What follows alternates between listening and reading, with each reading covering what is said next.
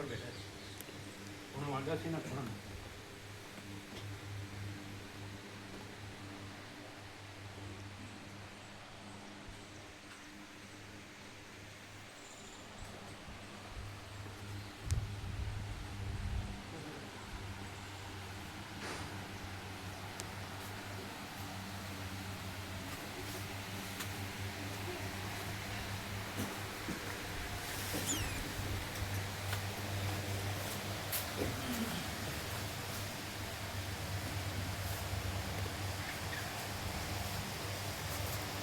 વિજાપુર માજી મામલતદાર આખોટું સંપૂર્ણ ભગવાન હમણાં એટલે કે તમે પહેલાં મળ્યા હોત ને તો વાત જુદી છે એવું કે માજી મામલતદાર વિજાપુર આખોટું સંપૂર્ણ ભગવાન હમણાં હા ફૂલ લાભ લીધો એ મળ્યા પછી કે હું બીજે ક્યાંય ગયો જ નથી હા સમજે અને કોઈની ખોટી ગોળી લીધી નથી છેક નીચેથી ઉપર આવે ને દૂધમાંથી એકદમ સિમ્પલ એકદમ ખાકી કોટ કેસરી છાપો સફેદ લેગો કોઈ કે મામલતદાર સાહેબ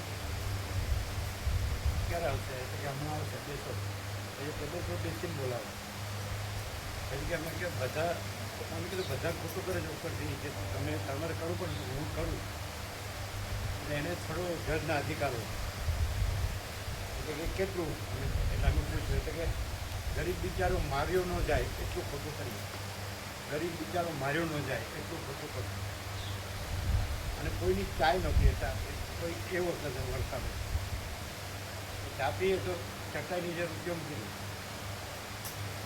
અને એના છોકરાઓ કહે કે મામલતદાર તો કેટલું ભેગું કરે એ લોકો કોઈ રિક્ષા ચલાવે કોઈ જીપ ચલાવે એટલે હું એ માટે નથી બન્યું ભેગું કરવા આવ્યું છેવટે એમની પાસે એમને ઘેરથી પૈસા હતા એમને સંસ્કાર કરવા પૂરતું જ હતું એમને લાસ્ટ સંસ્કાર કરવા પૂરતું પછી ખોટું બચાવ્યું નથી અને અમે સાબરગંગા ટાપુમાં થતું ને 1811થી કાતરસો પૂરું એટલે એક જ તંબુ એકદમ અને ખોતરો હતો સાબરમાં કોઈ આવી ન શકે એવું કોઈ આવતા બધા એ ત્યાં રહ્યા તો એનો ચિરંજીવ આવ્યો નીચે બાવળ હતો ને એના છાંયા બેસે ખૂબ રહે ત્યાં સાબરગંગા નીચે ત્યારે 12માંથી એટલે અને છોકરાઓ એને પૂછે કે તમે કોણ છો એના છોકરાને ન ઓળખ્યો એવો મસ્તર હતો એટલે એકદમ કુદરતના બંદા હતા એટલે કે તમે વહેલા મળ્યા હોત ને પહેલાં મળ્યા હોત તો વાત જુદી જ હોત એવું બોલ્યા હતા કે સૂર્ય પૂર્વમાંથી પશ્ચિમમાં ઉગી શકે પણ આ પરમાણુમાં કદી ફેર ન પડે એમના હતા ને ઉદ્ગાસ પછી હવે આ તો દાખલા જૂનું દ્રષ્ટા નથી અત્યારે આ ગોવા પ્રભુ સેવા કરે ને ત્યાં અને બબી માતા સેવા કરશે બબી માતાજી આ ગોવા પ્રભુ કે છે સંસારમાં બહુ સુખ છે સમજાય એટલે બબી માતા હસતા શું કે ખબર કે તમે પહેલાં વહેલા મળ્યા હોત ને તો વાત પૂછી દો કામ ન પડે હવે જે અભણ જ્ઞાન છે નીતિ જ્ઞાતિના છે એને ખબર પડે પણ આ ભણેલા ગણેલાને ખબર નથી પડતી એણે શું કીધું એમ કીધું ઘણા એવું કહે છે કે તમે પહેલાં મળ્યા હોત ને વાત જુદી તો કે તમે પહેલાં મળ્યા હોત ને તો આમાં પડત જ નહીં એમને એટલે ગોવાપુર જોરથી હસવા મૂક્યા કીધા એનું નામ દઈ દીધું આ ગોવાપુર કે સંસારમાં બહુ સુખ છે એટલે કે તમે પહેલાં મળ્યા હોત ને તો આમાં પડત જ હવે અભણ જ્ઞાન થાય છે સફાઈ સેવા કરે સૌથી નીચમ નીચું સુગ્રનું કામ કરે ભણીનું છતાં હસતા કે તમે પહેલાં મળ્યો તો અમે આમાં થાય આ હારા ગધેડા સમજતા જ ને કે અમે બધું જાણીએ છીએ બધું નીકળતા જ નથી ને કચરા પટ્ટીમાંથી એને સીધું એટલે સરળ હૃદયનું હોય ને એ ગમે તે યોનીનો જન્મ હોય પણ એ અંદરથી સાચો હોય એટલે એ જન્મ એવી જગ્યાએથી હોય કે એનું કર્મ એવું પણ જ્ઞાનને જન્મ કર્મ થોડું છે એ તો અનંત સુધી નિરાકાર. આ કંઈક આવું જ બીજું જ પકડાઈ ગયું હોય તો બસ એ ખબર નથી પડતી કે શબ્દ પ્રકાશ નથી અને પ્રકાશ શબ્દ નથી. હવે પ્રકાશ શબ્દ તો બધા જાણે છે પણ શબ્દથી જ રહ્યા હોય અને પ્રકાશ તો રહ્યો જ છે ને એમાં શબ્દ છે જ નહીં. શું કહે બિલકુલ પ્રભુ. લક્ષ્મણ પ્રભુ અમેરિકાથી મોકલ્યો. આ તો ચિદાકાશ ગંગાનો શાવર વરસી ગયો આખા વિશ્વ ઉપર. અમેરિકાથી લક્ષ્મણ પ્રભુ એ 48 વર્ષ જૂના ભાઈ. એના બાપુજી સંપૂર્ણ ભગવાનના માણસ હતા. અમારા પ્રભુ એ બાળપણમાં એ લોકોને ભજન ગવડાવતા અખિલ બ્રહ્માંડમાં એક વસ્તુ હરી વિજય એવું કહેતા એ આ સાંભળે છે બરાબર. એટલે આજે એને મોકલ્યું છે લક્ષ્મણ. એટલે રહેવા પ્રભુ જે મોકલે ને એક ક્લિપ એ સાંભળજો. એમાં ક્લિક કરીને ક્લિપ તમે સાંભળ્યું નહીં ને અમે હોબળ્યું. નથી સાંભળ્યું. અમે હોબળ્યું. અમે હવામાં હોબળ્યું. સાંભળી તમે અવાજ. એટલે લક્ષ્મણ પ્રભુએ જે હા લખ્યું. રેવા પ્રભુની ક્લિપ સાંભળી હા. કેવી છે એની બુક બનાવેલી સંપૂર્ણ. લક્ષ્મણ પ્રભુએ જે રેવા પ્રભુની ક્લિપ જે છે એના ઉપર કીધું કે આખા વિશ્વ ઉપર ચિદાકાશ ગંગાનો શાવર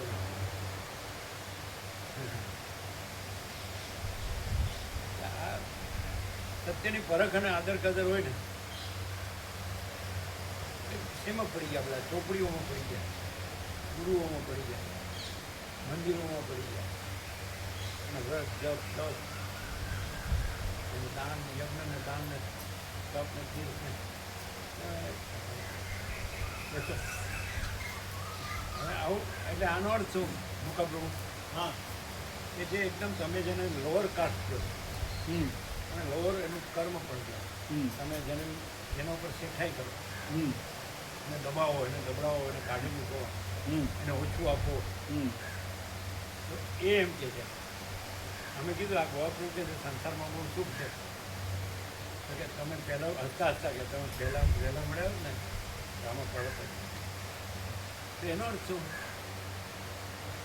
મીન્સ એ કંઈ શાસ્ત્રોને જાણતા એ લોકો કોઈ દેવદેવીને માનતા હોય એટલે એના ભજન ભક્તિ કરે સાથ કરે. આની ખબર જ ન હોય. આ વેદાંત બ્રહ્મનાની ખબર જ નહીં. એ શું? અને બધાને વેદાંત બ્રહ્મનાની ખબર છે હા પણ આ ખરી ખબર નથી. તો શું એટલે એ જ પ્રભુ કે આની અંદર કોઈ જ્ઞાતિ જાતિ યા કોઈ સ્ત્રી પુરુષ યા કોઈ સંન્યાસી ગ્રહસ્થી એવો ભેદ આની અંદર નથી. અને વેદાંત બ્રહ્મજ્ઞાન વેદાંત બ્રહ્મજ્ઞાન એનો ભેદ નથી. આ તો સીધું અંતઃકરણ પોતાની સરળતા ઉપર છે કે હવે આટલું જ સમજવામાં કે આ સૂર્ય છે એ શબ્દ નથી ને સૂર્ય જ છે. અને આટલું સમજાતું નથી અને સૂર્ય સૂર્ય સૂર્ય જ કર્યા કરે નથી ખ્યાલ આવતો? બધાને એવું. હવે ખરેખર જો ખરેખર સૂર્ય એટલે આપણે આકાશ જેવો આખો અનંત ચૈતન્ય પ્રકાશ તો એમ માથી દાખલ આખો એટલું પ્રકાશ છે. આખો અનંત એક માથી પ્રકાશ છે એ શબ્દ નહીં અને એ પ્રકાશ છે. આખો પ્રકાશ પોતે છે. આખો દેખાવ પોતે નહીં પ્રકાશ છે. તો એ થવામાં ક્યાં અટકે છે? એ તો થવાનું નથી છે જ અને બીજું થતું નથી તો એ જ કરી રહ્યો છે નથી રહ્યો છે. જે થતું નથી એ જે છે જ નહીં એમ નથી રહ્યો. તો ક્યાં આ ગફલત ગડબડ ક્યાં થાય છે? અચ્છા આ ન મળ્યો તો બરાબર, આ મળ્યા પછી પણ એવા એ શું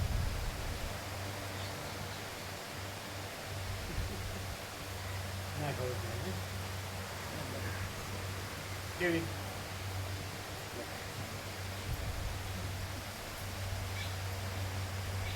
શ્રદ્ધા અને વિશ્વાસ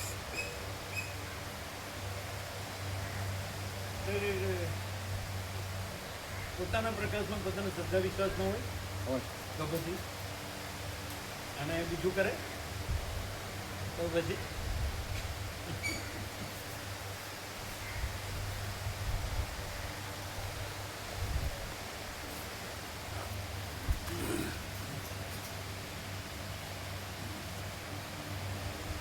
શું થાય છે મુકુંદ બાબુ? ક્યાં ભૂલે છે એમ? તાદાદમાં અભિનિવેશ અભિમાન એટલે મોઢું સંસાર તરફ જ રાખે છે, આ ફેરવતો નથી. હે હા શું કહો છે તું? નથી એવો ભ્રમ રાખે તો બધા સાધનોની ખોજ કરે હું કદી સુખી થવું અમારું દુઃખની નિવૃત્તિ કઈ દેખાય શું એમ કરું, નહીં. ક્યાં જવું? પણ વસિત પ્રકાશ મળ્યા પછી શું થાય છે? ન મળ્યો એની વાત છોડજો. વસિત પ્રકાશ મળ્યા પછી પણ એ શું છે મુકુંદ બાબુ? એમ કહી શકાય તમને એવું થાય અમને કે તમને કે કોઈને પણ કે મને ફૂલ પ્રકાશ મળ્યો નથી એમ થાય? કદી ના. બધી ના થાય તો શું છે? ક્યાં ભૂલે છે? જેને નથી મળ્યો એની વાત છોડજો. એવાનો સત્ય સમજે છે હજુ તો એમાંથી કંઈક આ બધા મેળવે છે તો મને પણ કંઈક એમાંથી મળશે. આ તો શબ્દ છે ને લાગે ના લાગે એના તાત્કાલિક અનુભવ તો આનો થાય નહીં. પેલો તાત્કાલિક અનુભવ આપે કે ચલો સુખ થઈ ગયું, મને પૈસા મળ્યા તો ક્ષણિકે સુખ થઈ જાય. જ્યારે આમાં થોડું પ્રયત્ન કરે ત્યારે જો કે એનું સ્વરૂપ જ છે સદા સર્વદા હાજરાવજો છે, સ્પષ્ટ જણાય છે તો પણ એની તરફ મોં ફેરવતો નથી. અને પેલા તરફ આ બધા કરે છે, આ ડફોડા છે કંઈક, આ બધા કરે છે મને પણ કંઈક મળશે. એ તો એને આખી જિંદગી જોઈ લીધી. આ પણ હવે- તોય હવે- નથી હવે- સમજતો એ. હવે વૃદ્ધાવસ્થાએ થઈ ગઈ ને મરવાનું જ આવી ગયું તો એ તો જોઈ લીધું. મળ્યું એ તો મળ્યું. શું સમજે હે કે આ બાળકોને આ બધા મારા જ છે અને એમાંથી કંઈક મને સુખ મળશે. આ તો પણ એ તો એને જોયું ને 4 પેઢી જોવે પોતાની 4 પેઢી જોઈ. આખી જિંદગી એમાં ફસાયેલો છે, કશું મળ્યું નથી સરવાળો કરે તો. અને હમણાં મરી જવાનું હોય તો શૂન્ય જ આવે છે, તોય નથી હમણાં. તમે શું કહો? આમ સાચું કેવું હોય છે? ચોખ્ખું કેવું હોય છે? નેકેડ ટ્રુથ તો કહી શકે? પ્રકાશ તો ફૂલ મળ્યો જ છે કોઈને પણ, અને ભ્રાંતિ નથી એવું ક્લિયર છે. પણ આ હું છું એ જ્યાં સુધી પકડાઈ રાખે છે ને ત્યાં સુધી એનું ઠેકાણું નથી. એટલે હું છું એવું તો બધાને લાગે જ છે ને. અને એ હું છું પછી આ જગત સાચું માને છે, ત્યાં તકલીફ પડે છે. આ જગત સાચું માને છે, જે કંઈ નથી તો પણ એવું. સાચું લાગે જ છે ને બધાને. આમ ચોખ્ખું દેખાય છે પણ ને બધું. સત્ય તો પ્રકાશ રજ જ ચોખ્ખી છે. દેખાય છે બધું. હમ. આમ આ રજે રજ દેખાય છે. એક ક્લિપની આમ કિતાબ બનાવવા જેવી. એ જે રેવા પ્રભુની ક્લિપ લક્ષ્મણ પ્રભુએ કન્ફર્મ કરી છે. તમે નથી સાંભળ્યું? ના, તમે તમે આજ સવારે સાંભળ્યું? ચાલો એણે રાત્રે મોકલી છે. યુએસએની રાત 8 વાગ્યા પર.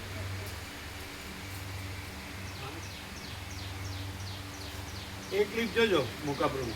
હા, એણે જે કન્ફર્મ કર્યું ને રેવા પ્રભુની ક્લિપ 17 મિનિટ ને અમુક સેકન્ડ.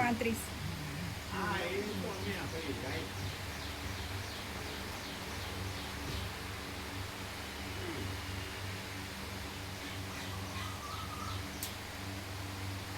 બધું આવી જાય છે એમાં.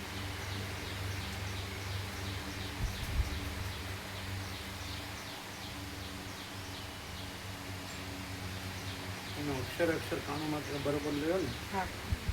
તો એની કિતાબ બનાવો.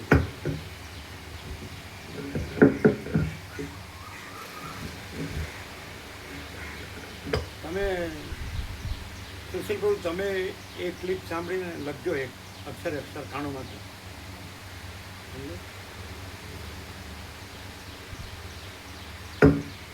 ઓમ બરાબર. ઓમ ઓમ બરાબર.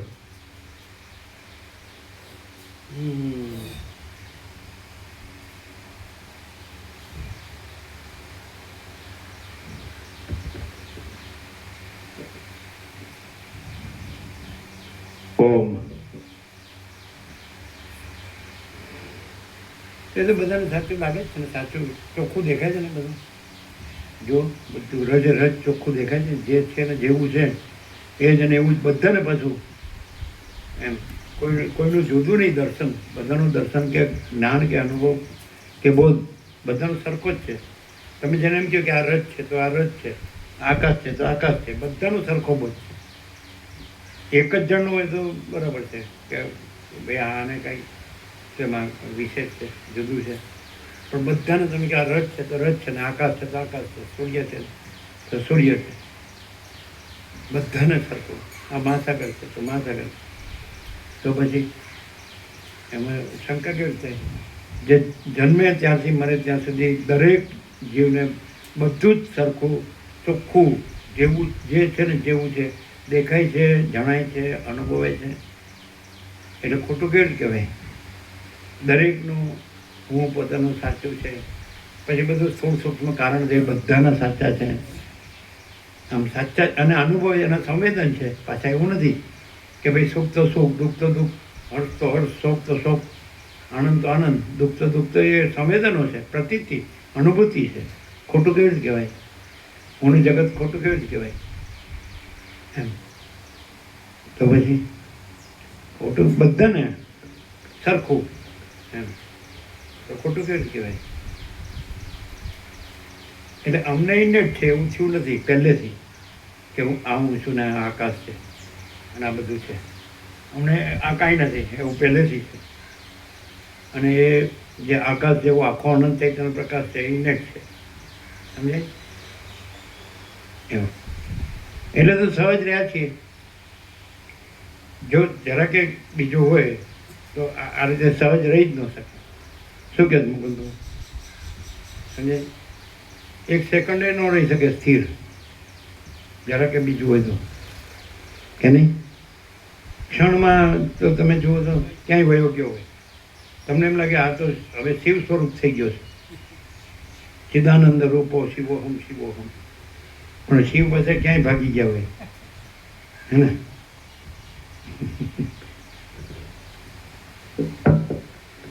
ખોટું કેવી રીતે કહેવાય? એવું શું હશે જે અમે સહજ રહ્યા છીએ? એક ક્ષણ પણ બીજું નહીં, બીજી કોઈ વસ્તુ નહીં, બીજી કોઈ જગ્યા નહીં, હું પણ નહીં, અને આકાશથી પૃથ્વી જે દેખાય છે એ પણ નહીં. તો એ કેવી રીતે હશે? એનું આપણે કંઈક દેખાવું જોઈએ ને. એવું કેમ? એવું કઈ રીતે? તો શું દેખાય મુકુંદ? વૈશિષ્ટમાં જ એમાં થોડા પહેલાં આવ્યું કે બ્રહ્મજ્ઞાનીને અખંડ જ્યોતિના દર્શન થાય છે, એટલે એ ક્યાંય કંઈ ફસાતો જ નથી એમ, સંસારમાં ક્યાંય ફસાતો નથી. એવું છે. તત્વવેતા જીવન મુક્તને સદા અખંડ જ્યોતિનું દર્શન થાય છે. તત્વવેતા જીવન મુક્તને સદા પરમ જ્યોતિનું દર્શન થાય છે. તો એ તો બધાને થાય. નથી થતું તો પછી થાય એવું શું કરવું? પ્રયત્ન કરવો પડે ને. એમને કંઈ બેસી રહે પરિશ્રમ વગર કશું મળે નહીં. એટલે બ્રહ્મજ્ઞાન મેળવવા એને પ્રયત્ન તો કરવો પડે ને. જે કાંઈ નથી, પોતાનું સ્વરૂપ જે કાંઈ નથી એનો ભ્રમ કાઢી નાખે એટલે દર્શન જ છે, પોતે જ છે, કે નહીં? પણ એ હેલો કેમ કાઢવું? સાચું લાગે છે ને, ભ્રમ નથી લાગતો, સાચું લાગે છે ને, હે ને? બધાને ખબર છે પોતાની સામે જ બધા ટપોટપ મરી જાય છે, ટપોટપ પાછા આમ આમ કુદરતે દેખાડી દે છે.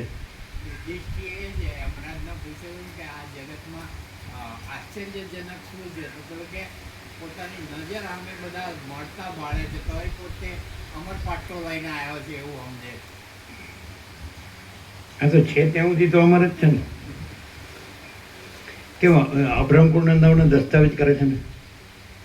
અબ્રહ્મકુળ નંદાવનો અર્થ શું થાય? જ્યાં સુધી સૂર્યચંદ્ર તારા રહે ત્યાં સુધી આ મારું છે. એ કેવી રીતે હશે ચેનું પ્રભુ? ડોસો મરવાનું થયો હોય તો કે આ આપણું અબ્રહ્મકુળ નંદાવા છે. ડોસો મરવાનું થયો હોય અને અંદર તો ખબર પડી ગયો કે હવે હું ગયો સમજજો. પળની વાર નથી. તો કે આ આપણું અભ્રમપુર નંદાવે છે. એ કઈ રીતે? એટલે જ્યાં સુધી સૂર્યચંદ્ર તારા રહેશે ત્યાં સુધી આ આપણું જ છે. એ કઈ રીતે છે આ દસ્તાવેજ? તો ભાઈ આ સરકાર છે તો તમારે સરકારને માનવી પડે કે હું ભારતનો નાગરિક છું અને એના સંવિધાનને હું વફાદાર રહીશ. તો સંવિધાનમાં આવું છે. એટલે આંબેડકર છે એ સ્ટાન્ડર્ડ છે કે વસીત સ્ટાન્ડર્ડ છે? તમને વસીતમાં બધું મળે, રાજનીતિ આખી મળે. અમારો સંપૂર્ણ સ્વાનુભવ છે. તમે કોઈ પણ ક્ષેત્રનું સંપૂર્ણ જ્ઞાન વિજ્ઞાન અમે અનુભવ્યું છે યોગ વાસિકમાં. 39મો રાઉન્ડ છે. કોઈ પણ ક્ષેત્ર 7 ખંડના 800 કરોડ નહીં જાણતા હોય આવું, એવું અમે અનુભવ્યું છે, જાણીએ છીએ. તમે સાંભળ્યું છે, ભાંગ્યું જેટલું, જેટલા આવ્યો, જેટલું વાંચ્યું, જેટલું સમજાય, જે તમારી બુદ્ધિ પણ એવો તમને આઈડિયા આવશે અંદર કે બધું જ છે, બધું જ છે. કોઈ પણ ક્ષેત્ર લ્યો, નહીં ખ્યાલ આવ્યો? અત્યારે આ લોકો જે બધા ક્ષેત્રોમાં ચંચુપાત કરે છે કે આમાં આપણે બધાને સુખી કરીએ, આમાં સુખી થઈએ, આમાં સુખી થઈએ, તો એ બધાનું અંદર છે. અને પછી કેવી રીતે છે એ બધું છે ને એના ઉપર મીંડું મૂકી દીધું છે વસીતે. અને એમ કીધું કે આ બધું પરમાકાશ જ છે, બીજું કંઈ છે જ નહીં. કોઈ જગ્યા ખાલી નથી, અનંત ભરપૂર, નિર્વિકલ્પ સ્વરૂપ અને અજરામર અખંડ અવિનાશી અને પરમ આનંદ, પરમ શાંતિ છે કે નહીં? જો તમે એનો સાર કાઢો તો તમને ખબર પડે.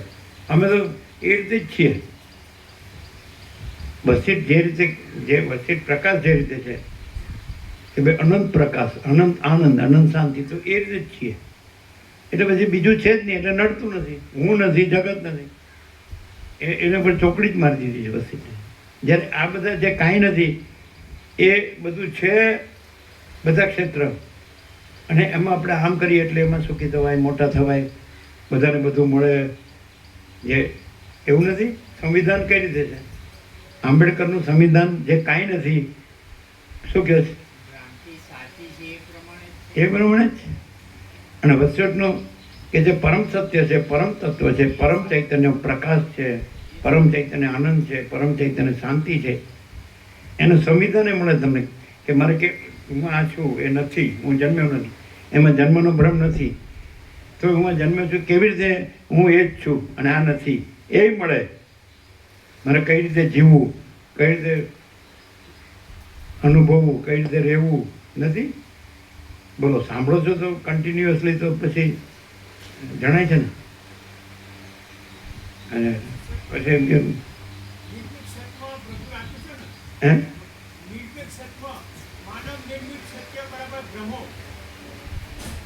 હા,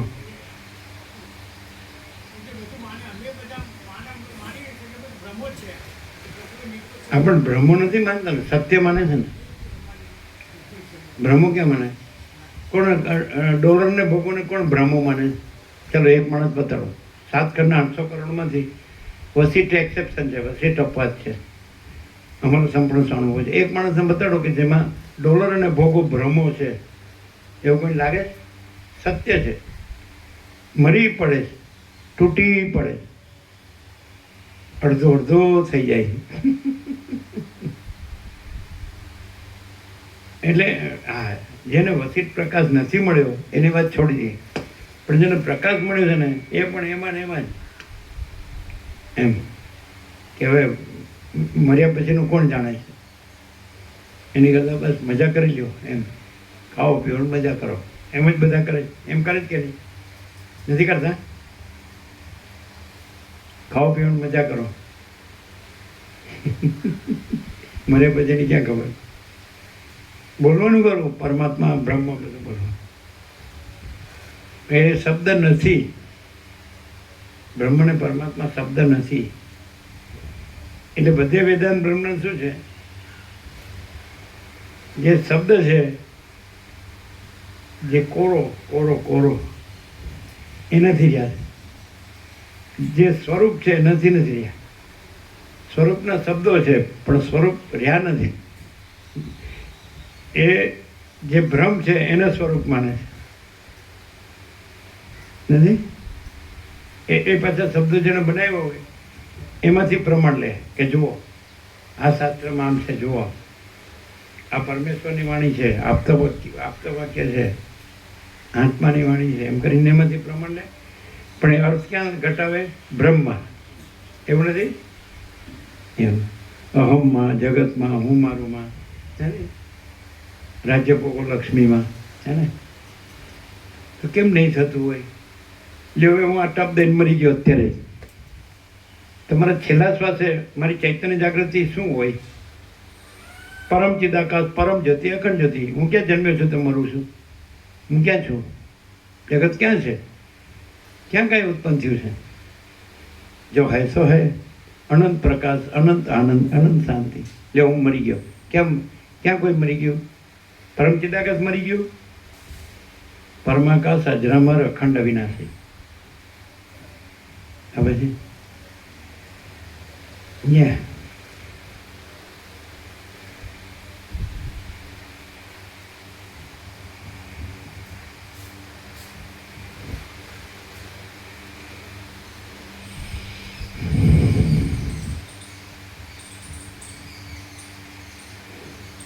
બધા આપણે દર્શ્ય ભ્રાંતિની ભાષામાં બોલીએ. બધા મરી જતા હોય ત્યારે કેવો હોય, અને આ મરી જતો હોય ત્યારે કેવો હોય? બોલો મુકુંદ પ્રભુ, બોલો મોકા પ્રભુ. બધા મરી જતા હોય ત્યારે એની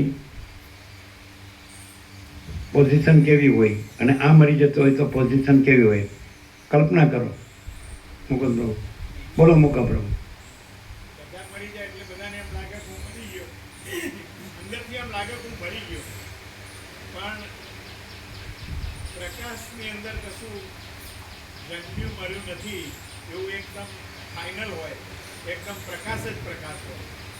કંઈ પણ ના થયું હોય, કંઈ પણ ના થયું હોય, એક ઇંચ દેશ માત્ર. અજન્મા, અવિકારી, અવિનાશી, ચિદાકાશ, એક હૈયે અદ્વિતીય, અનાદિ, અનંત.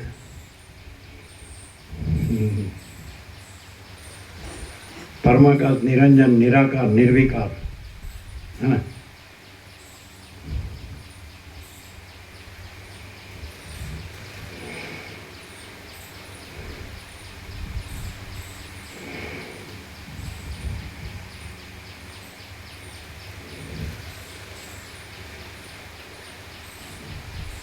परम चिदाकाश, परम ज्योति, अखंड ज्योति, महाचिदाकाश, स्वयं प्रकाश, संपूर्ण प्रकाश, पूर्ण ब्रह्म, अनंत तेज घन, अनंत चेत घन, परमाकाश, केवल अनंत शुद्ध तेज घन, परमाकाश, अखिल आत्मा, पूर्ण ब्रह्म, परमात्मा, परम चिदाकाश, परम ज्योति, अखंड ज्योति, अनंत पूर्ण परम चिदाकाश, परम शांति, स्वयं सिद्ध, स्वयं प्रकाश, स्वयं पूर्ण, स्वस्वरूप, यही सब कुछ है, इसके सिवा कुछ नहीं है. शून्यपास, अनंत कोटि, महाकल्पो है ही नहीं. महाचिदाकाश, स्वयं प्रकाश, संपूर्ण प्रकाश, महाचिदाकाश ज्योति, अनंत, अखंड, अभेद, महाचिदाकाश ज्योति, महातत्व, महासामान्य, महाचिदाकाश, स्वसंवेद्य, सहज निर्विकल्प, महाचिदाकाश, परम कैवल्य, परम शांति, परम चिदाकाश, अनंत, पूर्ण, निरपेक्ष, सत्य, अनंत, संपूर्ण, अपरिकी, निर्भ्रांत, निरपेक्ष, वसिष्ठराम, निर्वाण, રાઉન્ડ 39મો રાઉન્ડ. ત્રણ ચાર દિવસથી હું વિચારતી હતો કે આપણને મળ્યું એમ પણ કોઈ મેળ ના પડે તો અત્યારે જ પૂછી લઉં. હા, નાનું પ્રશ્ન છે કે એવું અમે શું કરીએ તહેવારમાં વાત દ્રષ્ટિએ તો અમારે ગાંધીનગર જવું જ ના પડે. એટલે અમે તો મનથી એવું વિચાર્યું કે ગાંધીનગરનું મકાન જ વેચી મારીએ એટલે પછી જવાનું થાય જ ને. આપણું મકાન હોય તો આપણે જવાનું થાય ને. એટલે છોકરાઓને કહી દીધું કે આ મકાન મારે વેચી મારવું ખબર છે, બરોબર છે. પછી પૈસા વેડફી નાખવાના ને. ના રે, પૈસા તો આપણા થાય, આપણા ભાગના અડધા આવે કારણ કે એના નામ છે એટલે અમે ભૂલી બન્યું છે અડધા જ તમારા આવે, અડધા એના થાય. જોઈન્ટ નામ થઈ ગયું બરાબર. એના પૈસા કે છે તો એ કરે. મેં આ નાના ભાઈ નહીં આવે, આ મોટા ભાઈ નહીં આવે, આ નાના જ નામ છે. એટલે શું એનાથી શું થાય નાના મોટાથી? એટલે આ મોટાના નામે હોય ને મકાન તો એને કંઈક મળે. તો મોટાના નામે ફ્લેટ છે, એને નામે ફ્લેટ છે ફ્લેટ એટલે વેચી તો દીધું છે, વેચી દીધેલું. આ વેચી દીધું. હા. તો ફ્લેટની કિંમત થોડી હોય, 25 લાખ જેવી હોય. પેલાની કિંમત આ મકાનની કિંમત 1.5 લાખ જેવી તો સામાન્ય હોય, 6 કરોડ જેવી.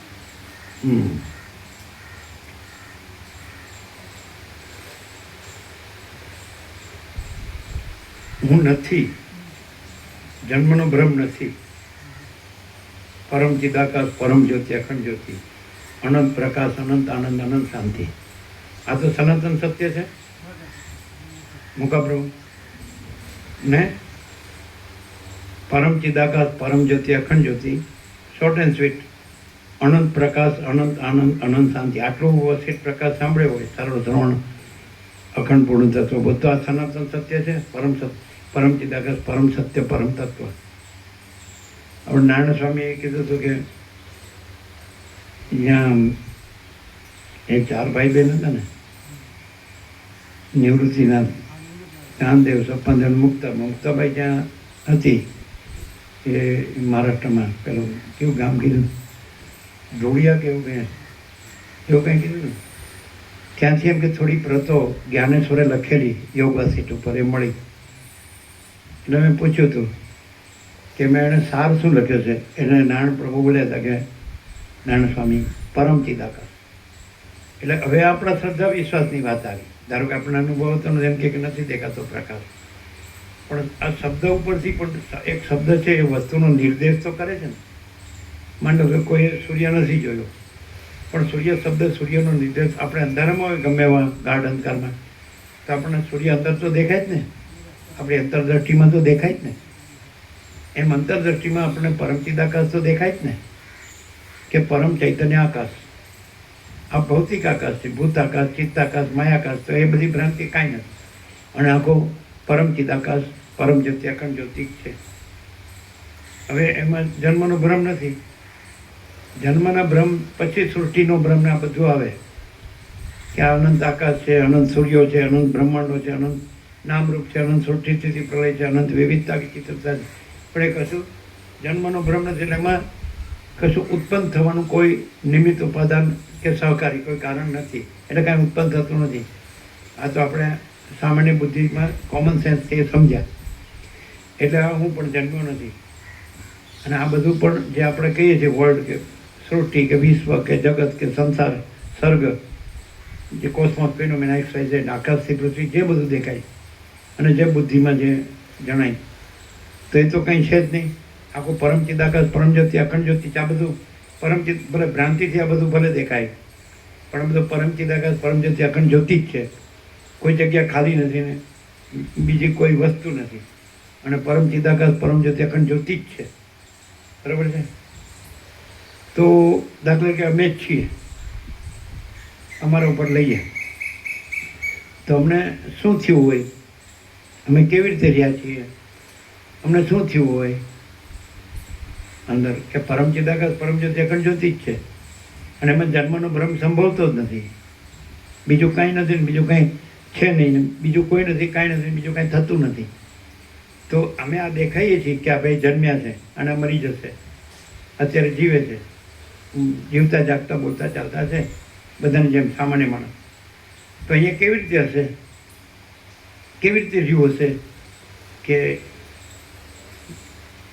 ખબર પડે છે? કેવી રીતે? પણ ચિદાકાશ પરમ જ્યોતિ અખંડ જ્યોતિ, એમાં જન્મનો કોઈ ભ્રમ નથી, કોઈ કંઈ થયું નથી, કોઈ નહીં, કુછ નહીં. કોઈ નથી, કાંઈ નથી, કાંઈ થતું નથી. અને અજરામર અખંડ અવિનાશી. ચિદાકાશ એકી અદ્વિતીય અનાદિ અનંત, અને પરમાકાશ નિરંજન નિરાકાર નિર્વિકાર. બરાબર?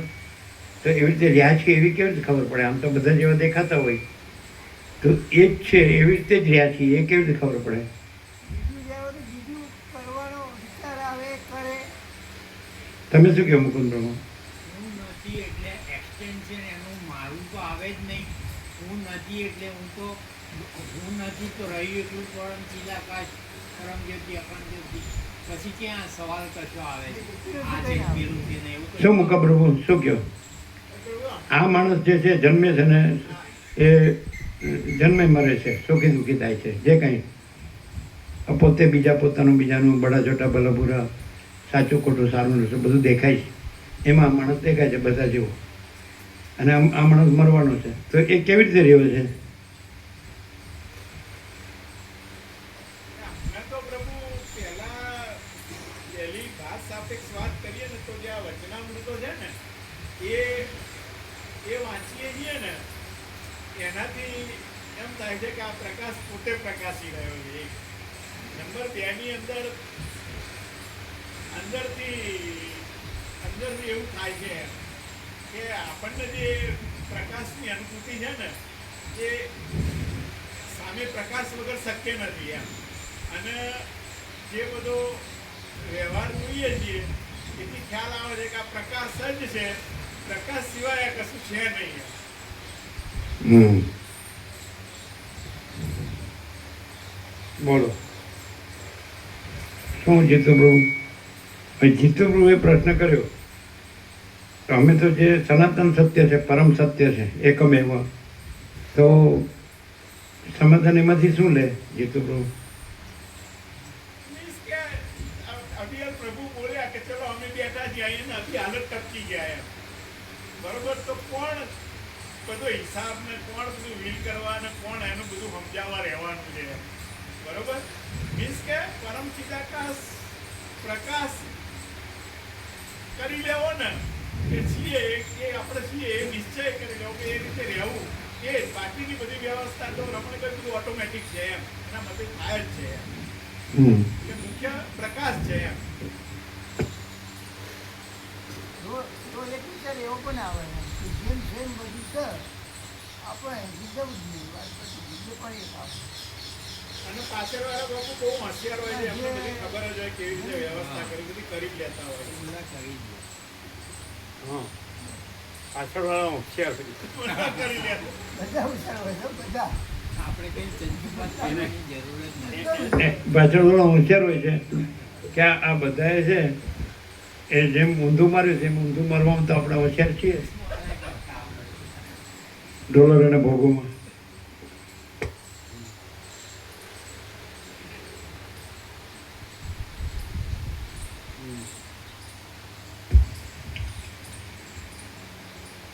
આદ્ય પરબ્રહ્મ સદગુરુ દેવ કી જય.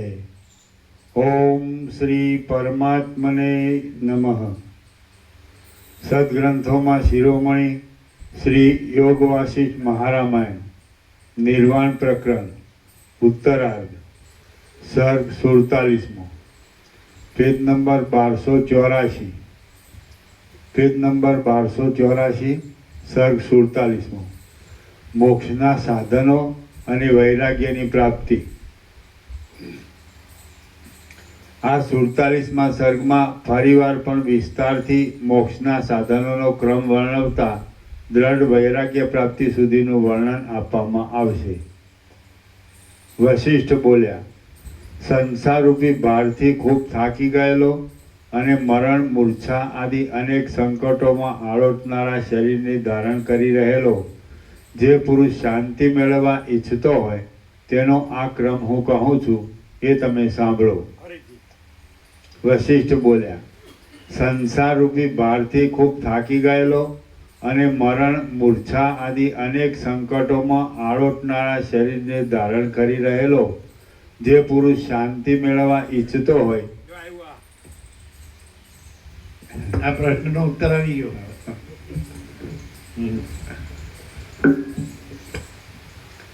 आत्मा की सच्ची शांति के लिए क्या करना चाहिए? ચાલો. શાંતિ મેળવવા ઈચ્છતો હોય જે પુરુષ શાંતિ મેળવવા ઈચ્છતો હોય તેનો આ ક્રમ હું કહું છું એ તમે સાંભળો. કોઈ કારણને લીધે અથવા વિના કારણે વિવેકનો એકાદો અંકુર પોતાના હૃદયમાં ઉત્પન્ન થાય છે ત્યારે તાપ વડે તપેલા પુરુષો જેમ ઉત્તમ છાયાવાળા અને રસ્તાના શ્રમને હરનારા માર્ગના વૃક્ષોનો આશ્રય લે છે તેમ એ મુમુક્ષુ પુરુષ મહાત્માઓનો આશ્રય લે છે. જેમ શરૂઆત થઈ. શરૂઆત થઈ. મહાત્મામાં તો આપણે વસિષ્ઠ સિવાય પછી એનો વિકલ્પ છે. વસિષ્ઠ પ્રકાશ, સરળ શ્રવણ, અખંડ પૂર્ણ તત્વબોધ. આવી ગયું. પહેલું જ સીધું જ ફર્સ્ટ અને ફોરમોસ્ટ. જે સાચી શાંતિ જેને જોઈ એ વસિષ્ઠનો આશ્રય લે. આ અમારો સંપૂર્ણ સ્વાનુભવ. બરાબર. પછી તો પ્રકાશ જ છે. વસિષ્ઠ કે છે હું આ વસિષ્ઠ નથી, અને અનંત ચૈતન્ય પ્રકાશ, અનંત ચૈતન્ય શાંતિ. પણ એ શબ્દો નથી, વિચારવાણી શબ્દ જ નથી, પરાપશ્યંતી મધ્યમાં વિકરી નથી. આ કોઈ નથી. ઈશ્વર, માયા, જીવ જગત કશું નથી. માયાકાશ, ચિત્તાકાશ, ભૂતાકાશ કશું નથી. અનંત શુદ્ધ ચિદાકાશ જ અનંત શુદ્ધ ચિદાકાશ.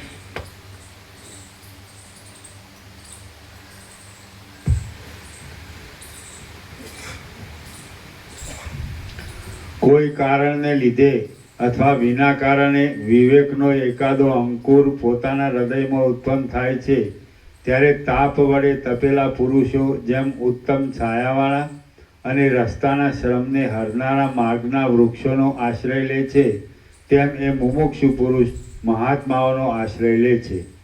જેમ માર્ગે ચાલનારો કોઈ પથિક પોતાને કાંઈ પ્રયોજન ન હોવાને લીધે યજ્ઞના યુપને દૂરથી જ છોડી દે છે. યુપને એટલે યજ્ઞમાં પશુને બાંધવાનો જે સ્તંભ હોય છે તેને યુપ કહેવામાં આવે છે. જેમ માર્ગે ચાલનારો કોઈ પથિક પોતાને કાંઈ પ્રયોજન ન હોવાને લીધે યજ્ઞના યુપને દૂરથી જ છોડી દે છે તેમ એ મુમુક્ષુ પુરુષ પણ અજ્ઞાની પુરુષોને છેટેથી જ છોડી દે છે. તે તો વિદ્વાન પુરુષોના માર્ગને અનુસરીને સ્નાન, દાન, તપ અને યજ્ઞ વગેરે શુભ કર્મ કરતો રહે છે. જેમ ચંદ્રબિંબ અમૃત ધારણ કરે છે તેમ એ વિવેકી પુરુષ પણ પરિણામે લોકોનું હિત કરનારા, આનંદ ઉપજાવનારા, પોતાને યોગ્ય આપોઆપ આવી મળેલ અને રમણીય એવા વ્યવહારને ધારણ કરે છે. બીજા ઉત્તમ પુરુષોની બુદ્ધિને અનુસરીને ચાલનારો, પારકા મનોરથોને પૂરનારો, પવિત્ર કર્મોમાં શ્રદ્ધાવાળો અને ભવ્ય એવો વિવેકી પુરુષ શાંતિપૂર્વક તથા અપૂર્વ રીતે વ્યવહારમાં પ્રવૃત્ત રહે છે. વિવેકી પુરુષની અભિનવ સંગતિ માખણના મુખ્ય આશ્રયરૂપ દહીંના પિંડાની જેમ સ્વચ્છ, સ્નિગ્ધ, મૃદુ, મધુર અને મનોહર હોય છે અને તે મનુષ્યના ચિત્તમાં સુખ ઉત્પન્ન કરે છે. ચંદ્રમાના કિરણોના સમૂહની પેઠે શીતળ અને પવિત્ર એવા વિવેકી પુરુષોના ચરિત્રો મનુષ્યના ચિત્તને અંદર શીતળ કરી દે છે. જેવી નિર્ભય વિશ્રાંતિ સત્સંગતિમાં મળે છે તેવી નિર્ભય વિશ્રાંતિ પુષ્પ સમૂહ વડે શોભી રહેલા ઉદ્યાન ખંડોમાં પણ મળતી નથી. જેવી નિર્ભય વિશ્રાંતિ સત્સંગતિમાં મળે છે તેવી નિર્ભય વિશ્રાંતિ પુષ્પ સમૂહ વડે શોભી રહેલા ઉદ્યાન ખંડોમાં પણ મળતી નથી. વિવેકી પુરુષોના સમાગમો મંદાકિની ગંગાના જળની જેમ પાપો ધોઈ નાખે છે અને પવિત્રતા અર્પે છે. વિવેકી પુરુષોના સમાગમો મંદાકિની ગંગાના જળની જેમ પાપો ધોઈ નાખે છે અને પવિત્રતા અર્પે છે. બરફ વડે બનાવેલા અને ફૂલોના હારો વડે શણગારેલા ભુવનોની અંદર જવાથી મનુષ્ય જેમ શીતળતા પામે છે, તેમ સંસારને તરી જવા ઈચ્છનારા મનુષ્ય વિરક્ત વિવેકી પુરુષોની પાસે જવાથી શીતળતા મેળવે છે. જે અમર ઉદારતા વિવેકી પુરુષની અંદર જોવામાં આવે છે, તે દેવકન્યાઓ, ગંધર્વ કન્યાઓ કે માનવ કન્યાઓમાં કોઈ જગ્યાએ નથી. ક્રમને અનુસરીને કરેલા નિષ્કામ કર્મથી બુદ્ધિ વિશુદ્ધિને પ્રાપ્ત થાય છે અને અરીસો જેમ પ્રતિબિંબિત પદાર્થોને પોતાની અંદર પ્રતિબિંબ રૂપે ગ્રહણ કરી લે છે, તેમ એ શુદ્ધ બુદ્ધિ પણ શાસ્ત્રના સદુપદેશને હૃદયમાં સ્થિર કરી દે છે. જેમ કોઈ મોટા અરણ્યમાંની કેળ, મૂળ, અંકુર આદિના વિસ્તારથી ઊંચી વધે છે, તેમ વિવેકી પુરુષની અંદર સારા શાસ્ત્રોના અર્થરૂપી રસ વડે સુંદરતાવાળી તેની શુદ્ધ બુદ્ધિ ઉન્નતિ પામે છે. નિર્મળ બુદ્ધિ અરીસાની પેઠે પોતાની અંદર પ્રતિબિંબિત થઈ રહેલા સર્વ પદાર્થોને મનોમય રૂપે જ અનુભવે છે. અગ્નિમાં શુદ્ધ થનારું કોઈ દિવ્ય વસ્ત્ર તેની અંદર રહેલો મેલ બળી રહ્યા પછી કાઢી લેવામાં આવે છે અને તે જેમ સ્વચ્છ તથા બહુ કાંતિમાન દેખાય છે, તેમ સત્સંગતિથી શુદ્ધ ચિત્તવાળો થયેલો અને શાસ્ત્ર વિચારથી વિશુદ્ધ બનેલો વિવેકી પુરુષ પણ બહુ શુદ્ધ અને કાંતિવાળો દેખાય છે. સોહામણા સોનાના જેવી કાંતિવાળા અને વિશ્વમાં વિમળ પ્રકાશ કરનારા સૂર્યનારાયણ વડે જેમ આ આખું જગત શોભી રહ્યું છે, તેમ મહાત્મા પુરુષ પણ કાંચનવર્ણની કાંતિવાળા અને નિર્મળ પ્રકાશ કરનારા પોતાના તેજથી અત્યંત શોભે છે. વિવેકી પુરુષ શાસ્ત્ર અને સત્સંગતિનો એટલો બધો પરિચય રાખે છે કે અત્યંત અભિનિવેશને લીધે સ્વપ્નમાં પણ તેને જ અનુભવે છે. વિવેકી પુરુષ ક્રમે કરીને સજ્જનતા પ્રાપ્ત કરે છે. શાસ્ત્રમાં કહેલા સમ, દમ આદિ ઉત્તમ ગુણો વડે પૂર્ણ રહી ભોગોનો કૌંસમાં દોષ બુદ્ધિ વડે તિરસ્કાર કરે છે અને કેમ જાણે પાંજરામાંથી છૂટો થયેલો હોય તેમ બંધન વિનાનો થઈ રહે છે. ચંદ્રમા વડે જેમ તારાઓનું મંડળ શોભે છે, તેમ ભોગોની લાલસારૂપી દુર્ભાગ્યનો પ્રતિદિન ત્યાગ કરનારા એ વિવેકી પુરુષ વડે તેનું આખું કુળ દીપી નીકળે છે. જેમ રાહથી મુક્ત થઈ ગયેલા ચંદ્રમાની કાંતિ કંઈક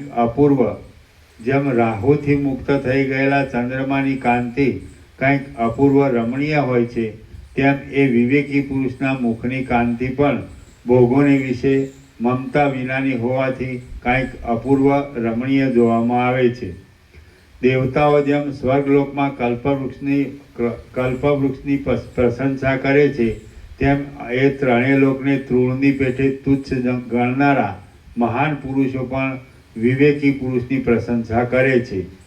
પ્રાપ્ત થયેલા ભોગોનો દ્વેષ કરતા કોઈ વખત તેને પોતાના ચિત્તમાં લજ્જા થાય છે.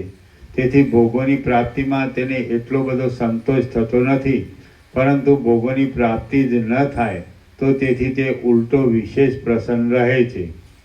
જેમ અધમ જાતિનો પુરુષ દૈવ યોગે પૂર્વજન્મનું સ્મરણ સાંપડતા તેને હસી કાઢે છે, તેમ રાગ આદિ દોષોથી ભરેલી તથા ભોગોમાં ઉત્કંઠા હોવાથી ચપળતાવાળી પોતાની સર્વ પૂર્વક્રિયાઓ સાંભળી આવતા વિવેકી પુરુષ પણ ખેદપૂર્વક મોં મલકાવે છે અને અંદરથી ઉપહાસ કરે છે.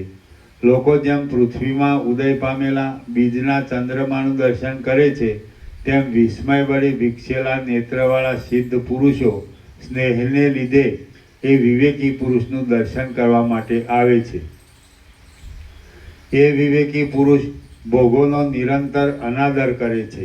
સિદ્ધ મહાત્મા પુરુષોની પાસેથી પ્રાપ્ત થયેલા અને યોગ્ય આરંભવાળા સિદ્ધિ આદિ ભોગોને પણ તે પોતાની યોગ્યતાવાળી વિરક્ત બુદ્ધિ વડે બહુ માન આપતો નથી. જેમ શરદ ઋતુમાં પરિપક્વ થનાર કોઈ વૃક્ષ પોતાનો પરિપાક આવી જતા અંદર નીરસ થઈ જાય છે, તેમ જડતાથી રહિત થઈ રહેલા અને આત્માના સ્વરૂપને ઓળખી ગયેલા એ વિવેકી પુરુષને અંદર પ્રથમ સંસાર સંબંધી વૈરાગ્ય જ ઉત્પન્ન થાય છે. અને પછી જેમ સ્વસ્થતાને ઈચ્છનારો કોઈ દુઃખી પુરુષ વૈદ્યનો આશ્રય કરે, તેમ તે પોતાની મેળે ઉત્તરકાળમાં પોતાનું શ્રેય થવા માટે સત્સંગતિનો આશ્રય કરે છે.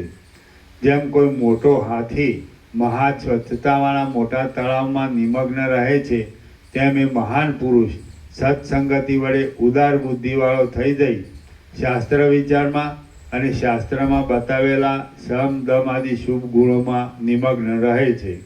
જેમ સૂર્યનારાયણ મનુષ્યને પોતાના પ્રકાશ વડે સુખી કરે છે, તેમ સજ્જન પુરુષ પણ પોતાની પાસે આવેલા વિવેકી પુરુષને વિપત્તિઓમાંથી તારીને તેને સંપત્તિયુક્ત કરે છે. વિવેકી પુરુષને પ્રથમ તો પર દ્રવ્ય લેવાની ઈચ્છા વિરામ પામી જાય છે અને માત્ર ઈશ્વરે પોતાને જે કંઈ આપેલ હોય તેટલાથી જ તેને સંતોષ થાય છે.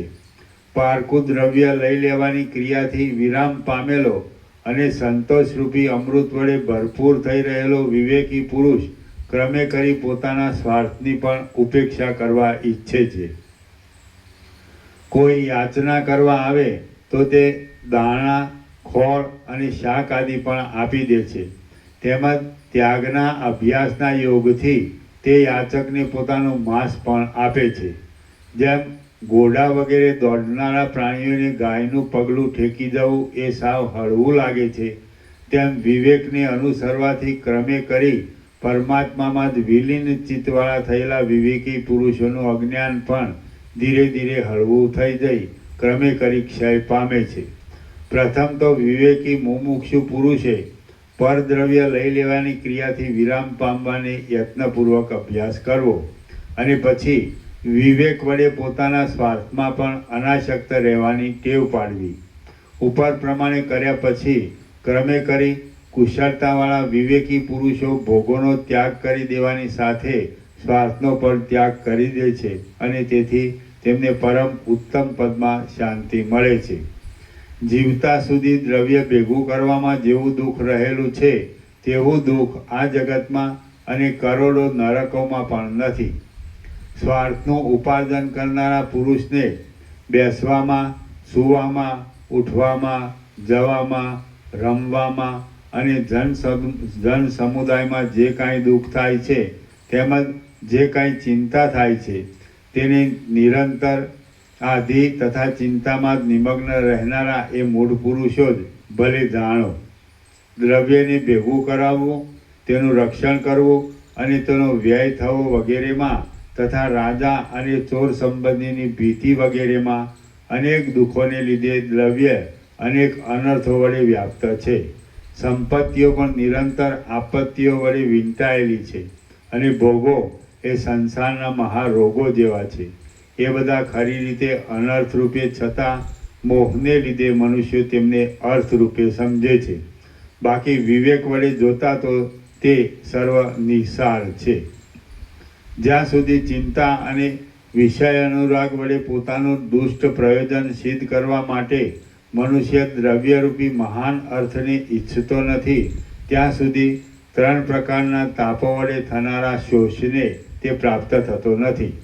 ઘણા લાંબા કાળ સુધીના અનંત સર્વોત્તમ મોક્ષ સુખને જે ઈચ્છતો હોય તેણે ધનને જગતરૂપી તૃણની એક શિખા જેવું અતિ તુચ્છ સમજવું તેમજ તૃષ્ણાને ત્યજી દઈ શાંત થઈને રહેવું. ધન, ચિંતા, શોક, મોહ આદિ ભાવો વિકારોના, જરાના, મરણના, દુષ્કર્મના, દીનતાના અને દુષ્ટતાના પરિતાપોના સમૂહરૂપ છે એમ વિવેકીઓ કહે છે. આ જગતમાં જરા અને મરણ વડે વીંટાયેલા મનુષ્યોને અજરા અમર કરવા માટે સંતોષ એ જ પરમ રસાયણ રૂપ છે. એક બાજુ વસંત ઋતુ, નંદનવન, ચંદ્રમા તથા અપ્સરા એ સર્વને રાખીએ અને બીજી બાજુ માત્ર એક સંતોષરૂપી અમૃતને રાખીએ તો એ બંને સમાન સુખને આપનારા કહેવાય છે. જેમ વર્ષા ઋતુ વડે તળાવ છલોછલ ભરાઈ જાય છે, તેમ સંતોષ વડે અંતઃકરણ પૂર્ણ થઈ રહે છે. વૃક્ષ જેમ વસંત ઋતુ વડે પ્રફુલ્લ થઈ રહે છે, તેમ સુશીલ વિવેકી પુરુષ પણ સંતોષ વડે પ્રફુલ્લ રહે છે. તે ગંભીર, શીતળ, મનોહર, પ્રસન્ન તથા રસશાળી ઓજસ્વીતાને ધારણ કરે છે અને પુષ્પિત થઈ રહેલા વનની પેઠે અતિવ શોભી રહે છે. જેમ કીડો કોઈના પગની તળે આવીને ચગદાઈ જાય છે, તેમ ધનનો લોભી પુરુષ બીજાથી અપમાન પામ્યા છતાં પોતાની લાલચને છોડતો નથી અને તે એક દુઃખમાંથી બીજા દુઃખને પ્રાપ્ત થતો રહે છે. વિકારવાળા આકારને ધારણ કરનારા ધનના લાલચુ પુરુષો ઉછાળા મારતા સમુદ્રની અંદર પડેલા અને ઉછળતા તરંગો વડે વિહવળ બની ગયેલા પુરુષોની પેઠે કદી પણ સ્વસ્થ સ્થિતિને પામતા જ નથી. સ્ત્રીઓ અને સંપત્તિઓ તરંગના જેવી અત્યંત ચંચળ છે અને સર્પની ફણારૂપી છત્રની છાયાની પેઠે અતિ ભયંકર છે. કયો વિવેકી પુરુષ તેમાં બંધાઈ જઈ આનંદમાં રહે છે? ધનનું ઉપાર્જન કરવામાં અને તેની રક્ષા કરવામાં રહેલી પીડાને જાણ્યા છતાં પણ જે મૂળ પુરુષ તેની ઈચ્છા કરે છે, તે પુરુષ પશુનો ઓળો પણ લેવો નહીં. જે વિવેકી પુરુષ ચક્ષુ આદિ ઇન્દ્રિયોના બાહ્ય વ્યાપારને અને સંકલ્પ વિકલ્પ આદિ માનસિક વ્યાપારને મૂળ સહિત એક જ સમયે વૈરાગ્ય રૂપી દાંતરડા વડે છેદી નાખે છે, તેનું હૃદયરૂપી ક્ષેત્ર જ્ઞાનથી નિષ્કલંક ઝળકી રહે છે. અવિવેકી પુરુષોને સત્ય જણાતા આ જગતના વિચિત્ર આકારો મિથ્યા હોય છે એમ જાણતા છતાં પણ વિવેકી પુરુષ પોતે જ્ઞાનની પરિપક્વ અવસ્થાને નહીં પ્રાપ્ત થયાથી જગતના વિચિત્ર વ્યવહારોમાં અજ્ઞાનીની પેઠે કેમ જાણે તેને સત્ય સમજતો હોય તેમ વ્યવહાર કરે છે. તેનું કારણ એક જ છે કે તેનો અભ્યાસ પાકો થયો નથી. પ્રથમ સંસાર સંબંધી વૈરાગ્ય દશાને મેળવવી, તે દ્વારા સત્સંગ ગતિ મેળવી ઉત્તમ અભ્યાસ કરવો અને શાસ્ત્રના અર્થની દ્રઢ ભાવના વડે સર્વ ભોગોનો ત્યાગ કરી દ્રઢ વૈરાગ્ય પ્રાપ્ત કરવો. આ ક્રમે યોગ્ય અધિકારી પુરુષ પોતાના પારમાર્થિક સ્વરૂપને પ્રાપ્ત થાય છે. શ્રી યોગ વાસિષ્ઠ મહારામાયણમાં નિર્વાણ પ્રકરણના ઉત્તરાર્ધનો મુમુક્ષુ પ્રથમ ઉપક્રમ નામનો સર્ગ 47મો સમાપ્ત. સર્ગ 48મો. વિવેકીની સ્થિતિ અને જ્ઞાનની દ્રઢતા. આ 48મા સર્ગમાં પરમ વૈરાગ્ય દ્રઢ થઈ જતા વિવેકી પુરુષો જે લક્ષણો વડે સ્થિતિ કરી રહે છે તે અને જે લક્ષણો વડે જ્ઞાનની દ્રઢતા વિશે સ્થિર થઈ રહેવાય છે તે વિસ્તારથી કહેવામાં આવશે. વશિષ્ઠ બોલ્યા, સંસાર ઉપરનો વૈરાગ્ય દ્રઢ થવાથી, નિત્ય સત્સંગતિ રહેવાથી, બુદ્ધિ વડે શાસ્ત્રના શુભ અર્થની ભાવના કરવાથી, ભોગોને વિશે તૃષ્ણા ન રહેવાથી, વિષયો વિરસ જણાવાથી, સજ્જનતાનો ઉદય થવાથી, પ્રકાશ પ્રકટવાથી અને હૃદયમાં જ્ઞાનનો ઉદય થવાથી વિવેકી પુરુષો અંધકારની પેઠે ધનની ઈચ્છા જ કરતા નથી. એટલું જ નહીં, પણ જે ધન પોતાની પાસે હોય તેનો સુદ્ધા તેઓ સુકાઈ ગયેલા અપવિત્ર પાંદડાની પેઠે ત્યાગ કરી દે છે. જેમ વટેમાર્ગો પોતાની દ્રષ્ટિમાં રસ્તાની અંદર ઉપયોગી જણાતા પાત્ર આદિ સાધનોને ઉપાડવાની અશક્તિને લીધે તેમને છોડી દે છે, તેમ વિરક્ત પુરુષને સ્ત્રી વર્ગ, બંધુ વર્ગ વગેરે ભારરૂપ લાગે છે અને તેમને છોડી દે છે. ઇન્દ્રિયો સાથે વારંવાર જોડાઈ જતા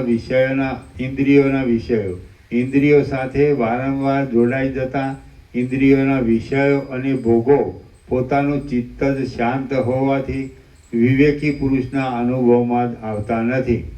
એકાંત સ્થાનો, દિશાઓના અંતો, તળાવો, જંગલો, બગીચાઓ, પવિત્ર પુણ્યક્ષેત્રો, પોતાના ઘરો, સ્નેહી સંબંધી વર્ગના ક્રીડાવાળા વિલાસો, સુંદર બગીચાઓમાં ગોષ્ઠી કરવી અને શાસ્ત્ર તર્ક વગેરેના વિચારો કરવા ઇત્યાદિ દૈવ યોગથી થઈ આવે છે, તો પણ વિવેકી પુરુષને તેમાં કશી આસક્તિ જ હોતી નથી. તેથી તેમનું ચિત્ત ઘણા લાંબા કાળ સુધી તેમાં ચોંટી રહેતું નથી, પરંતુ સમ દમ આદિ સાધન સંપન્ન પોતાના આત્મસુખમાં જ રમણ કરનાર, મન ઇન્દ્રિય વગેરેની ચેષ્ટાથી રહિત અને જ્ઞાનને સર્વશ્રેષ્ઠ માનનાર એ વિવેકી પુરુષ કોઈ જ્ઞાતાને જ શોધ્યા કરે છે. જેમ કોઈ અભ્યાસી તારો અભ્યાસના બળથી અતિ ગંભીર જળમાં પણ પ્રવેશ કરી શકે છે, તેમ એ વિવેકી પુરુષ પણ શાંતિમાં રહી પોતાની મેળે જ પરમ પદમાં શાંતિ લે છે. શાંત ચિદાત્મા જ બહાર અને અંદર સર્વ દ્રશ્ય વર્ગને આકારે વિવર્ત રૂપે થઈ રહેલા છે. તેથી તેનાથી જુદો બીજો કશો અર્થ સંભવતો જ નથી. આમ જે નિશ્ચયપૂર્વક અપરોક્ષ અનુભવ થાય તે જ પરમ પદ છે. ચૈતન્ય આત્માની સત્તા વિના તેનાથી જુદા કોઈ પદાર્થનું અસ્તિત્વ નથી, તેમ સાવ શૂન્ય પણ નથી. આ વાત અંદર અપરોક્ષ રીતે અનુભવમાં આવવી એ જ પરમ પદરૂપ છે, એમ પંડિતો કહે છે. પદાર્થ માત્ર એક અદ્વિતીય ચેતન તત્વમાં પરિણામે એક રસ રૂપે રહેલા છે, તેથી સાવ શૂન્યતા પણ નથી અને પદાર્થો પણ નથી. વળી જ્ઞેય વસ્તુનો અભાવ હોવાથી ચૈતન્ય તત્વથી જુદું જ્ઞાન પણ નથી. આમ સમજાઈ જવું એ જ પરમ પદરૂપ છે, એમ તમે સમજો.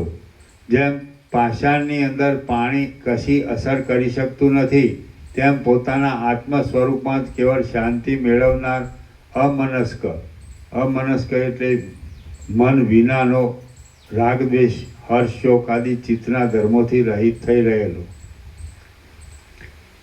વળી જ્ઞેય વસ્તુનો અભાવ હોવાથી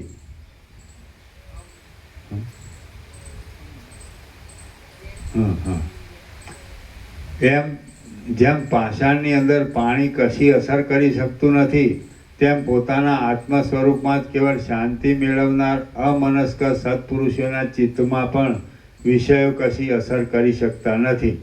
અમનસ્ક પાષાણને જેમ દૂધ રુચિ ઉત્પન્ન કરી શકતું નથી, તેમ એ અમનસ્ક મહાશયને પણ વિષયો રુચિ પેદા કરી શકતા નથી. ચિત્તની નિરુદ્ધ અવસ્થાને પ્રાપ્ત થઈ ગયેલો, નિરુદ્ધ એટલે યોગશાસ્ત્રમાં ચિત્તની 5 ભૂમિકાઓ અવસ્થાઓ બતાવી છે, જેમ કે ક્ષિપ્ત, મૂઢ, વિક્ષિપ્ત, એકાગ્ર અને નિરુદ્ધ. આમાં સર્વ વૃત્તિઓના નિરુદ્ધવાળી છેલ્લી અવસ્થા નિરુદ્ધ પદ વડે કહેવામાં આવે છે. આ વિશે સવિસ્તર જોવું હોય તેણે યોગશાસ્ત્રમાં જોવું. તેમ એ અમનસ્ક મહાશયને પણ વિષયો રુચિ પેદા કરી શકતા નથી. ચિત્તની નિરુદ્ધ અવસ્થાને પ્રાપ્ત થઈ ગયેલો, સંકલ્પ વિકલ્પ આદિ મનોવ્યાપારથી રહિત થયેલો અને મૌન રાખી ચેષ્ટા રહિત થયેલો જીતેન્દ્રિય વિવેકી પુરુષ કેમ જાણે ચિત્રની અંદર આલેખેલો હોય તેમ પોતાના સ્વરૂપાનુસંધાનમાં જ નિર્મળ થઈ રહે છે. જેણે અવશ્ય જાણવા યોગ્ય આત્મતત્વને જાણી લીધેલું છે, એવા વિવેકી પુરુષનું હૃદય સર્વ પદાર્થોની સત્તાથી રહિત છતાં સર્વ પદાર્થો રૂપ થઈ રહેલું હોય છે. અનંત પરબ્રહ્મરૂપ થઈ જવાને લીધે તે અતિ વિશાળ હોય છે, તો પણ તેનું સ્વરૂપ દુર્લક્ષ્ય હોવાથી એક પરમાણુ જેવું જણાય છે અને શૂન્ય નહીં છતાં તે શૂન્યતા જેવું હોય છે, તે શૂન્યના જેવું હોય છે. અધિષ્ઠાન ચૈતન્ય સર્વનું આદિ કારણ અને મુખ્ય અધિષ્ઠાન છે. તેથી અધિષ્ઠાન દ્રષ્ટિએ જોતા અહંકાર, જગત વાસના આદિ તેમજ દિશા, કાળ, પરિણામ આદિ અધિષ્ઠાન રૂપે સદાકાળ રહેલા છે, એમ વિવેકીને જણાય છે. બાકી અધ્યારોપ દ્રષ્ટિએ જોતા તો અહંકાર, જગત આદિનું રૂપ પ્રથમથી જ શૂન્ય છે, તેથી તે વસ્તુતઃ છે જ નહીં. જેમ નિર્મળ પાત્રમાં રહેલો દીવો અંધકારને દૂર કરી દે છે, તેમ નિર્મળ પરમપદમાં રહેલો વિવેકી પુરુષ હૃદયમાં રહેલા અજ્ઞાનને અને બહાર રાગદ્વેષ ભય આદિને દૂર કરી દે છે. જે સર્વ અંશે રજોગુણથી રહિત છે, જે સત્વગુણને લીધે અથવા પોતાના પ્રભાવથી અજ્ઞાન અને અંધકાર રૂપી સમુદ્રના પારને પહોંચી ગયેલ છે અને જેમાં તમોગુણનું રૂપ અથવા અંધારું જરા પણ સંભવતું જ નથી તેવા મહાત્મા પુરુષરૂપી સૂર્યને સદા પ્રણામ હો. ભેદ બુદ્ધિનો લય થઈ જવાથી અને ચિત્ત અદ્રશ્યપણાને પામવાથી જ્ઞાનનિષ્ઠ પુરુષની જે સ્થિતિ થાય છે તે વાણી વડે વર્ણવી શકાતી નથી. હે મહાબુદ્ધિશાળી રામચંદ્રજી, નિરંતર ઘણા લાંબા કાળ સુધી પરમ ભક્તિ વડે પ્રસન્ન કરાયેલા પરમેશ્વર આ પરમ દુર્લક્ષ મોક્ષ પદ આપે છે. રામ બોલ્યા, હે તત્વવેત્તામાં શ્રેષ્ઠ મુનીશ્વર, ઈશ્વર કોણ છે અને તેને શી રીતની ભક્તિ વડે પ્રસન્ન કરાય છે એ આપ મને કૃપા કરીને યથાર્થ રીતે કહો. વશિષ્ઠ બોલ્યા, હે મહાબુદ્ધિશાળી રામચંદ્રજી, ઈશ્વર કાંઈ દૂર પણ નથી અને કાંઈ બહુ દુર્લભ પણ નથી. મહાજ્ઞાનમય એક એવો પોતાનો આત્મા જ પરમેશ્વર છે. આ સર્વ એ ચિદ્રૂપ આત્માને અર્થે જ છે. આ સર્વ તેનાથી જ થયેલું છે. એ પોતે જ સર્વરૂપ છે અને સર્વત્ર ભરપૂર છે. સર્વની અંદર પણ તે જ રહેલ છે અને એ જ સર્વમય છે. સર્વદા સર્વના આત્મારૂપ એ ચૈતન્ય તત્વને નમસ્કાર હો. જેમ પવનમાંથી ગતિ ઉત્પન્ન થાય છે તેમ સર્વના કારણરૂપે ચિદાત્માથી સ્વાભાવિક રીતે આ સર્વ સૃષ્ટિ પ્રલય આદિ વિકારો ઉત્પન્ન થાય છે. નિરંતર આ સર્વ સ્થાવર જંગમ પ્રાણીઓની જાતિઓ યથેચ્છ પૂજન સામગ્રી અર્પણ કરીને તેની જ પૂજા કરતી રહે છે. જ્યારે ઘણા વર્ષો સુધી પોતાની મરજી પ્રમાણે ઈચ્છા વડે તેની પૂજા કરવામાં આવે છે ત્યારે તે પ્રસન્ન થાય છે. પવિત્ર કર્મો વડે પ્રસન્ન થયેલા એ આત્મ સ્વરૂપ દેવાધિદેવ મહેશ્વર તે જ્ઞાન ઉત્પન્ન કરવા માટે પોતાની મેળે જ એક પવિત્ર દૂતને મોકલે છે. રામ બોલ્યા, હે મહારાજ, આત્મારૂપ એવા પરમેશ્વર કયા દૂતને મોકલે છે અને તે દૂત આવીને શી રીતે બોધ કરે છે તે આપ મને કહો. વશિષ્ઠ બોલ્યા, આત્મારૂપ પરમેશ્વર વિવેક નામનો દૂત મોકલે છે. તે દૂત પરમ આનંદરૂપ છે અને વિવેકી પુરુષની હૃદયરૂપી ગુફામાં પ્રવેશે છે. ચંદ્રમાં જેમ આકાશમાં રહે છે તેમ જ્ઞાન થતાં સુધી તે તેમાં સ્થિર થઈ રહે છે. એ વિવેકરૂપી દૂત વાસનારૂપે રહેલા પુરુષને બોધ કરે છે અને ક્રમે કરી અવિવેકી પુરુષને આ સંસારરૂપી સાગરમાંથી તારી દે છે. સર્વથી ઉત્કૃષ્ટ જ્ઞાન સ્વરૂપ આ અંતરાત્મા જ પરમેશ્વર રૂપ છે અને પ્રણવ તેનો વાચક નામ છે. આમાં વેદની સંમતિ છે. એ પરમાત્માને મનુષ્યો, નાગ, દેવતાઓ અને દૈત્યો જપ, હોમ, તપ, દાન અને ક્રિયાઓના ક્રમથી પ્રસન્ન કરે છે. સ્વર્ગલોક એ પરમાત્માના મસ્તક રૂપ છે. પૃથ્વી એ તેના ચરણ રૂપ છે. તારાઓ એ તેના રૂવાટાની પંક્તિઓ રૂપ છે. પ્રાણીઓ તે તેના અસ્થિ રૂપ છે અને આકાશ એ તેના હૃદય રૂપ છે. એ પરમાત્મા ચૈતન્ય રૂપ છે, તેથી સર્વ ઠેકાણે ગતિ કરી શકે છે. તે સર્વત્ર જાગ્રત છે અને તેથી સર્વને દેખે છે. તે ચારે બાજુ જ્ઞાન ચક્ષુ વડે લક્ષ્યમાં આવતા અનંત હાથ, કાન, નેત્ર અને ચરણને ધારણ કરી રહેલ છે. એ પરમાત્મા વિવેકરૂપી દૂતને ઢંઢોળે છે. તે દ્વારા ચિત્તરૂપી પિશાચનો સંહાર કરીને જીવને પોતાના કંઈક અનિર્વચનીય વિશાળ પરમપદમાં સ્વરૂપ સ્થિતિમાં શાંત કરી દે છે. સર્વ વિકલ્પોના સમૂહનો ત્યાગ કરી અને અનેક અનર્થોને એકઠા થવાના આધારરૂપ વિકારોને ત્યજી દઈ તમે પોતે જ પોતાના પુરુષાર્થ વડે પરમાત્માને પ્રસન્ન કરો.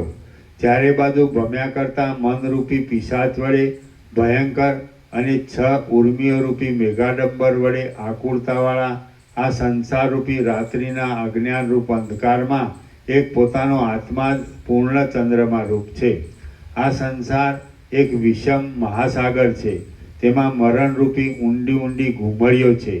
ઉર્મિઓરૂપી મહાન તરંગોનો ઉછળાટ છે. તૃષ્ણારૂપી તરંગોની ચપળતા છે અને મનરૂપી પ્રચંડ વાયુની સુસવાટી છે.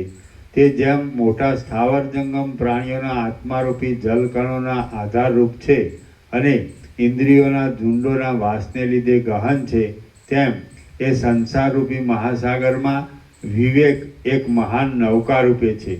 પોતાના મન માન્યા પૂજનથી પ્રસન્ન થયેલા પરમાત્મા વિવેકરૂપી એક પવિત્ર દૂતને મોકલીને જીવને સત્સંગતિ, સદશાસ્ત્ર અને પરમાર્થરૂપ ઉત્તમ જ્ઞાનનો લાભ કરાવે છે અને પછી તેને નિર્મળ અને સર્વના આદિરૂપ એવા પરમ પદમાં પહોંચાડી દે છે.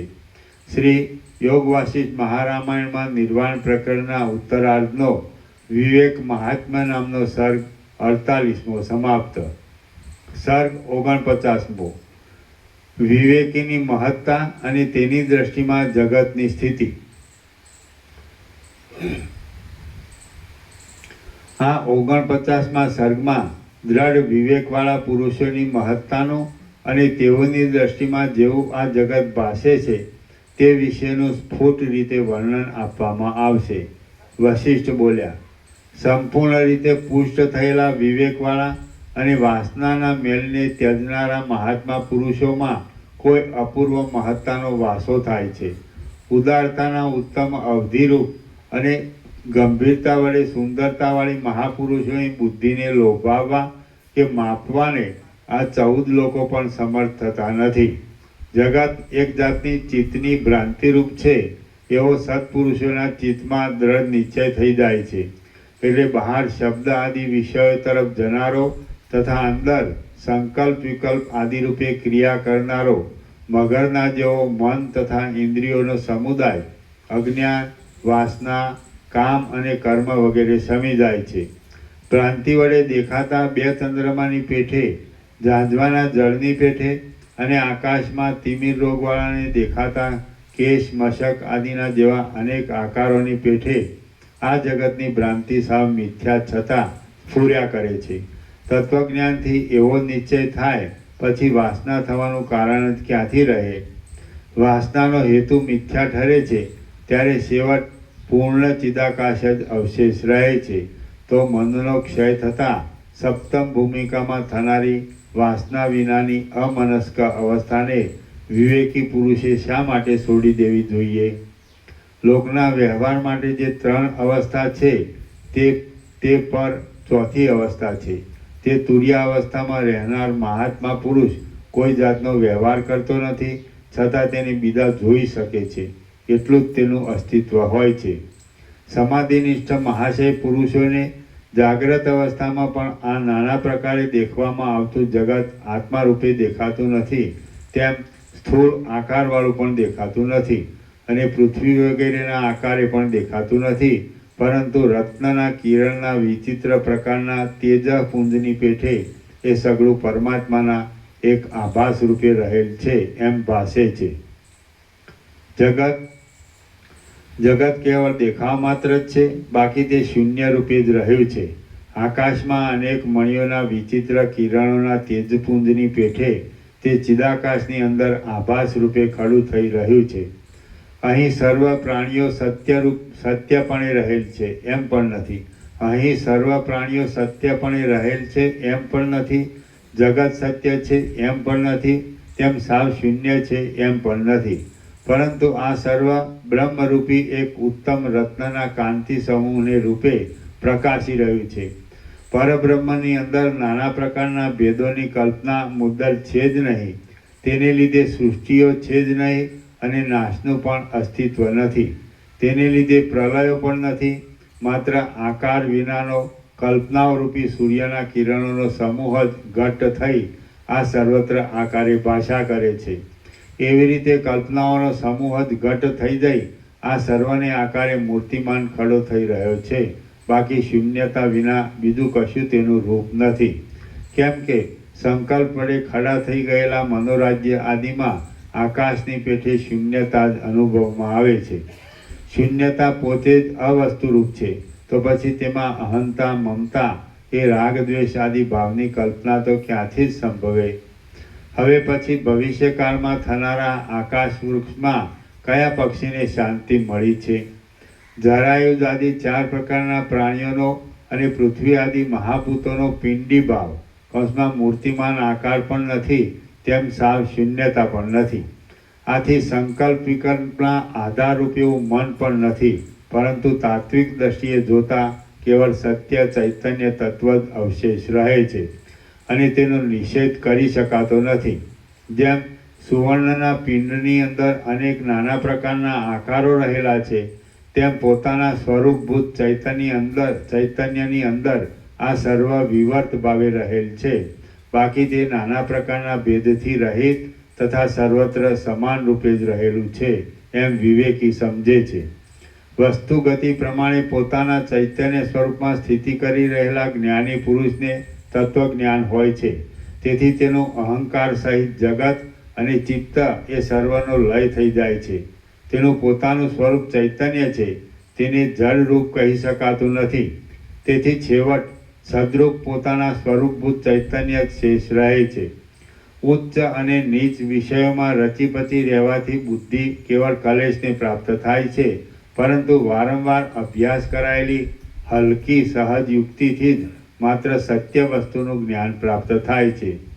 જે વિવેકી પુરુષે જગતના અવયવરૂપ ભૂત ભવિષ્ય અને વર્તમાન કાળની સર્વ વસ્તુઓના જન્મ વિશે વિચાર કર્યા હોય છે અને જેણે આ સર્વ વિરાટ રૂપી સ્થૂળ પ્રપંચથી અને સૂત્રાત્મા રૂપી સૂક્ષ્મ પ્રપંચથી રહિત અવશેષ ચૈતન્ય જ રહેલ છે એમ જાણી લીધેલ હોય છે, તે ખરેખર તત્વજ્ઞ છે એમ કહી શકાય છે. દ્વૈત ભાવથી રહિત થઈ ગયેલા એ શાંત તત્વવેતાની દ્રષ્ટિમાં આ જગત છે જ નહીં.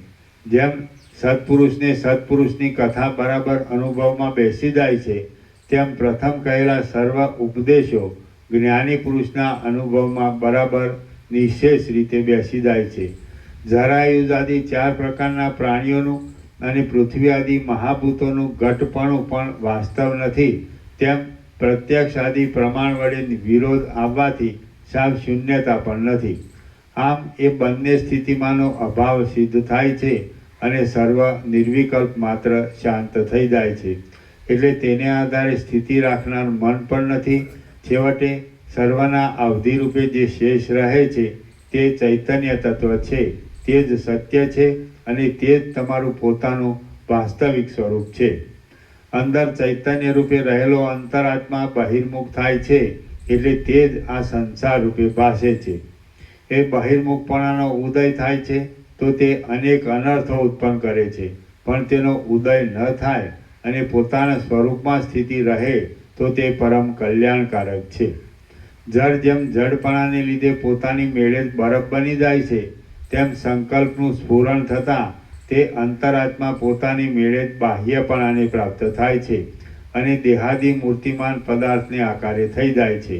જેમ સ્વપ્નના પદાર્થો મનોમય હોવા છતાં મૂર્તિમાન જોવામાં આવે છે, તેમ ચિદાત્મા પોતે જ પોતાના સ્વરૂપના અજ્ઞાનને લીધે બાહ્ય મૂર્તિમાન પદાર્થોને આકારે જોવામાં આવે છે અને ચિત્ત તેના ગ્રાહક તરીકે રહી સ્થૂળ દેહને ખડો કરી દે છે.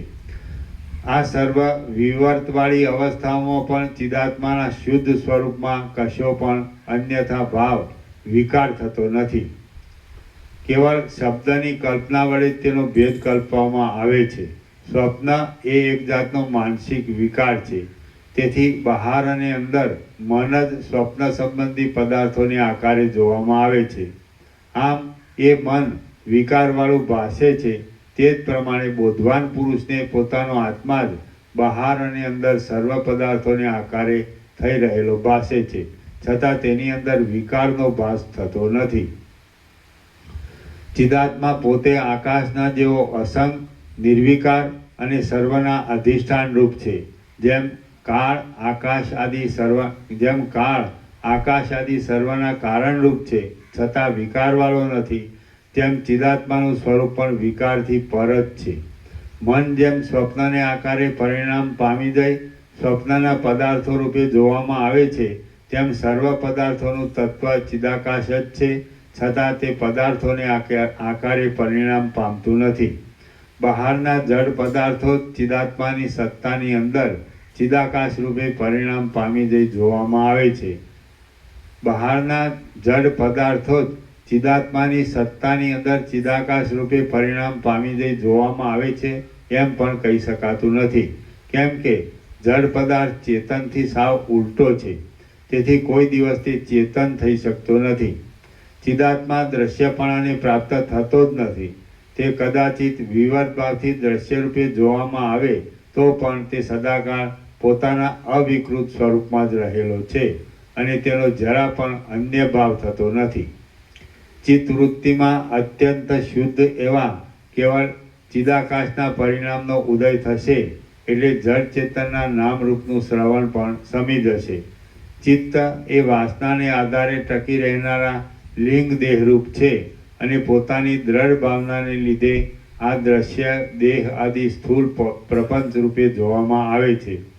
જેમ નટ લોકો પિશાચનો વેશ ભજવવા માટે પોતાનામાં પિશાચ ભાવની કલ્પના કરી લે છે, તેમ વાસનાને યોગે લિંગ દેહરૂપ એવું ચિત્ત પોતાની અંદર મિથ્યા રૂપે જ આ દેહ આદિ દ્રશ્ય પ્રપંચને કલ્પી લે છે. બાકી ખરી રીતે તો એ ચિત્ત આકાશની પેઠે અસંગ અને નિર્લેપ એવા ચિદાત્મા રૂપ છે. જેમ હું ઉન્મત્ત નથી એવું જ્ઞાન થતાં ઉન્મત્તપણું જતું રહે છે, તેમ ચિત્ત નિગ્રહનો અભ્યાસ કરી ખરું જાણવામાં આવતા સર્વ આ ભ્રાંતિ તરત જ જતી રહે છે. આ સર્વ ભ્રાંતિરૂપ છે એવું જ્ઞાન થતાં વાસના પોતાની મેળે ટળી જાય છે. કેમ કે સ્વપ્નને સ્વપ્ન રૂપે જાણ્યા પછી તેના પદાર્થોની સત્યતા વિશેની વાસના કોને રહે? વાસનાનો ક્ષય થાય છે એટલે તરત જ જન્મ મરણના પ્રવાહરૂપી સંસાર સમી જાય છે. વાસના જ એક મોટી જબરજસ્ત યક્ષિણી છે. ડાયા પુરુષો એ વાસનાનો ક્ષય કરવામાં જ હંમેશા લાગ્યા રહે છે. જેમ પોતાનામાં પાગલપણાની સદા ભાવના કરવામાં આવે તો તે પાગલપણું વધી જાય છે, તેમ ફરીથી પોતે પાગલ નથી એ ભાવના દ્રઢ થતાં એ અજ્ઞાનજન્ય ઉન્મત્તપણું પણ શમી જાય છે. જેવી રીતે સૂક્ષ્મ દેહ ભાવનાના અભ્યાસ વડે સ્થૂળ દેહરૂપ બની જાય છે, તેવી રીતે તત્વજ્ઞ પુરુષો પોતાના વાસનામય સૂક્ષ્મ દેહને પણ જ્ઞાનની સ્થિતિ વડે જ બ્રહ્મમાં જ અહમભાવની વાસના સમાવી દે છે. આમ એ ચિત્તરૂપી આતિવાહિક લિંગ દેહને બ્રહ્મમાં જ અહમભાવની વાસનાવાળો કર્યા પછી તેને કૂટસ્થ ચૈતન્ય રૂપ કરવો. તે પછી જ્ઞાનના દ્રઢ અભ્યાસ વડે તેને બ્રહ્મભાવને પ્રાપ્ત કરી દેવો. આત્મા વિના કોઈ છે જ નહીં એટલે જીવાત્માને આધાર આપનાર લિંગ દેહની ઉત્પત્તિ કરનારા આત્મા જ ગણાય. તો પછી લિંગ દેહ આત્માથી જુદો છે એમ ક્યાંથી જ કહી શકાય? એ વાત સ્પષ્ટ સમજાય છે. જો કદાચિત તેમ ન સમજી શકાય તો પછી જેમ ભૂત કાઢવાના મંત્રોમાં જોડાયેલ હુ ફટ આદિ પદ સાંભળતાની સાથે જ ભૂતનો ભય દૂર થાય છે, તેમ પ્રત્યક્ષ ચૈતન્યનું અને બ્રહ્મ ચૈતન્યનું ઐક્ય બતાવનારા મહાવાક્યોના અર્થ માત્ર સાંભળતા જ એ ગ્રંથિ તૂટી જાય છે. જગતમાં સર્વત્ર પ્રસરી રહેલા ચિદાત્માનું એક રૂપપણું સમજી લેવું, પછી જ્યાં સુધી જીવ ચૈતન્યનું અને બ્રહ્મ ચૈતન્યનું વૃત્તિ દ્વારા અખંડ એક રસપણું થાય તેમજ અખંડાકાર વૃત્તિનું પણ અનુસંધાન ન રહે ત્યાં સુધી જીવ ચૈતન્યના અસંગપણાની અને અદ્વિતીયપણાની ભાવના કર્યા કરવી. બહાર અને અંદર સર્વત્ર ચિત્ત શાંત થઈ જતાં પોતાના શુદ્ધ સ્વરૂપનો પ્રકાશ નજરે પડે છે. એ આકાશના જેવી નિર્મળ અને શીતળ સ્વરૂપ સ્થિતિનો આશ્રય રાખી તમે સુખેથી શાંત થઈ રહો. આ જગત ઉપર વિજય મેળવી જ્ઞાનરૂપી વિશ્વજીત નામના યજ્ઞમાં રહેલો અને ધ્યાનરૂપી યુપને યજ્ઞમાં રોપવામાં આવતા એક જાતના સ્તંભને ધ્યાનરૂપી યુપને દ્રઢ રીતે રોપનારો જ્ઞાનવાન પુરુષ સર્વત્યાગરૂપી દક્ષિણા આપી સર્વથી ઉત્કૃષ્ટપણે વર્તે છે. ભલે અંગારાઓની વૃષ્ટિ થવા માંડો, ભલે પ્રલયનો પ્રચંડ પવન વાવાલા માંડો અને ભલે આકાશ રસાતાળમાં ચાલ્યું જાઓ, છતાં જ્ઞાનનિષ્ઠ પુરુષ કશા વિકારને પામતો નથી અને એક સરખી રીતે સદાકાળ પોતાના સ્વરૂપમાં સ્થિર થઈ રહે છે. તૃષ્ણાનો ક્ષય થઈ જવાને લીધે શાંત મનવાળા અને સંપૂર્ણ રીતે નિરોધ અવસ્થાને પામેલા જ્ઞાનનિષ્ઠ પુરુષની સ્થિતિ વજ્રના જેવી દ્રઢ સમાધિ વિના બીજી સંભવતી નથી. બાહ્ય પદાર્થોની તૃષ્ણાનો ક્ષય થઈ ગયા પછી વૈરાગ્યને લીધે ચિત્ત જેવું શાંત રહે છે તેઓ અનેક શાસ્ત્ર ગ્રંથો વડે, ઉપદેશ વડે, તપથી કે ઇન્દ્રિય નિગ્રહથી પણ શાંત રહેતું નથી. સર્વ સંપત્તિઓ અત્યંત આપત્તિઓરૂપ છે એવી ભાવનાને લીધે જેને સર્વ પદાર્થો પરની તૃષ્ણા રહી નથી, તેનો જ્ઞાનરૂપી અગ્નિ એની સર્વત્યાગરૂપી જ્વાળાઓથી મનરૂપી ઘાસને બાળી નાખે છે. તેમજ જેમ વજ્રમણીની અંદર અને બહાર પડતો પ્રકાશ તેનાથી જુદો નથી હોતો, તેમ અંદરના અને બહારના સર્વ પદાર્થો આત્મ સ્વરૂપથી જુદા નથી એમ તે જાણે છે. જેમ ધુમાડો આકાશમાં જતા વાદળા રૂપે થઈ જાય છે, તેમ ચિદાત્મા પોતે જ નર, નાગ, અસુર, ઘર, પર્વત, ગુફાઓ વગેરે આકારો રૂપે થઈ રહેલ છે. બ્રહ્માંડ રૂપી જળ આધારમાં રહેલી અને પ્રાણ શક્તિ વડે જીવનવાળી ચિદાત્માના વિવર્તરૂપી સર્વ સૃષ્ટિરૂપી નદીઓ ચિદાત્મારૂપી પ્રવાહને લીધે જ વહ્યા કરે છે. ચિદાકાશરૂપી જળની અંદર વિહાર કરનારી જીવરૂપી જૂની માછલી મોહરૂપી જાળ વડે બંધાઈ જઈને પોતાની સ્વરૂપ સ્થિતિને ભૂલી જાય છે. ચિદાત્મા પોતાના સ્વરૂપરૂપી વિશાળ આકાશની અંદર મેઘની પેઠે પ્રસરી જાય છે અને પોતાના સ્વરૂપ વડે પૃથ્વી આદિ આકારને ધારણ કરી રહેલા નાના પ્રકારના અનર્થોને રૂપે સ્ફુરે છે. નાના પ્રકારના પદાર્થોને રૂપે સ્ફુરે છે. સર્વ જીવો વાસનાની વિચિત્રતાને બાદ કરતાં બીજી બધી રીતે સરખા જ છે, પરંતુ માત્ર વાસનાની વિચિત્રતાને લીધે તેઓ શુષ્ક પાંદડાની પેઠે ભટકતા રહી વિચિત્ર સ્વર્ગ નરક આદિમાં જઈ પડે છે. જળ ઉપાધિને લીધે જળ જેવા બની જાય છે અને કેમ જાણે પ્રાણવાયુને વિચિત્ર પ્રકારની ક્રિયાઓ રૂપી સ્વર પેદા કરવાને વાંસળી રૂપ હોય તેવા થઈ રહે છે. પ્રથમ પોતાના પુરુષ પ્રયત્ન વડે વિવેક વૈરાગ્ય આદિ સાધન સંપત્તિને અને શ્રવણ મનન આદિને સંપાદન કરવા, પછી ધ્યાનમાં વિઘ્ન કરનારી તંદ્રાને આસન અને પ્રાણાયામ કરીને જીતી લેવી. એ પછી સંપ્રજ્ઞાત સમાધિ વડે બહિર્દ્રષ્ટિરૂપ નિદ્રામાંથી જાગીને નિર્વિકલ્પ સમાધિમાં પ્રવેશ કરવો. પછી પૂર્વે એકઠી કરેલી વાસનાઓના સમૂહોથી બનેલા અને અનાદર કરાયેલા સંસાર પાસથી દ્રઢ થયેલા પાંજરાને તત્વ સાક્ષાત્કાર વડે તરત જ તોડી નાખવું. આમ પૂર્ણ આનંદથી પરબ્રહ્મ રૂપ જ થઈ રહેવું, પરંતુ અજ્ઞાની પુરુષોની પેઠે સંસારની અંદર ભટક્યા કરવું નહીં. શ્રી યોગ વાસિષ્ઠ મહારામાયણમાં નિર્વાણ પ્રકરણના ઉત્તરાર્ધનો વિવેકીની મહત્તા નામનો સર્ગ 49મો સમાપ્ત. છેલ્લું વાક્ય ફરી ચલો પાંજરાની જેમ તોડી નાખી.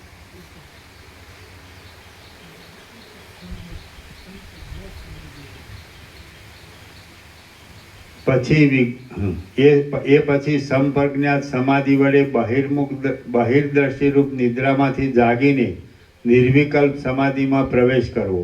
પછી પૂર્વે એકઠી કરેલી વાસનાઓના સમૂહોથી બનેલા અને અનાદર કરાયેલા સંસાર પાસથી દ્રઢ થયેલા પાંજરાને તત્વ સાક્ષાત્કાર વડે તરત જ તોડી નાખવું.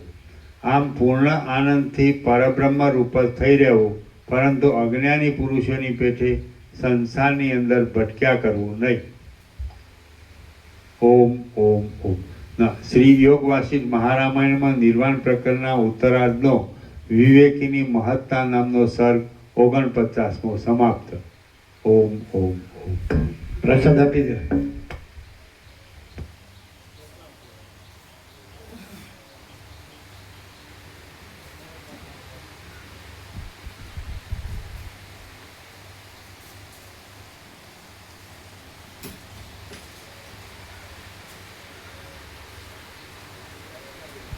એ જયરામ પ્રભુને કહેવાનું એટલે હેમતા પ્રભુ બંધ છે એટલે એના સાહિત્ય કમિટીની સેવા એને આપી કે નહીં એમ.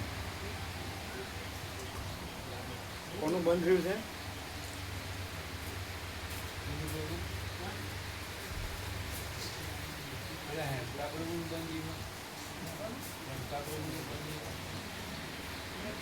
ના જયરામ પ્રભુ કોનું બંધ રહ્યું છે? એમના પ્રભુનું બંધ રહ્યું. એટલે એ સેવા એને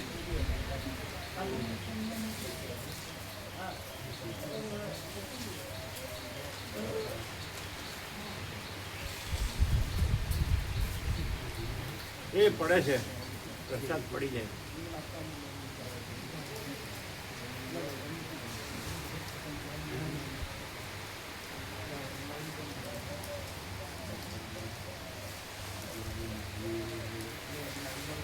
એ મૂળજી પ્રભુ આ ચિંતપુર કેળા આપો.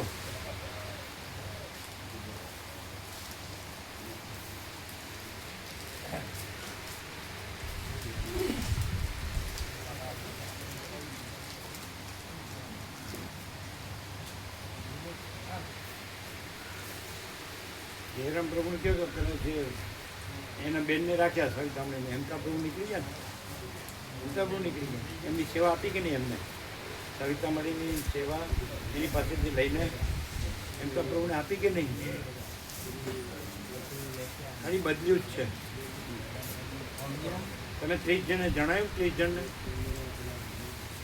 ના પ્રભુ આ જણાવ્યું.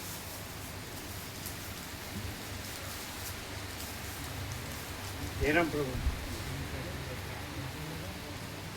એમના બેન સવિતામણી આવ્યો ને, હવે એ લાવજો છેલ્લું લીક.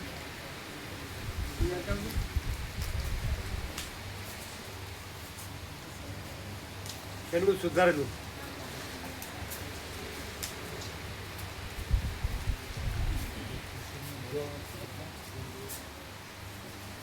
ચોપડામાં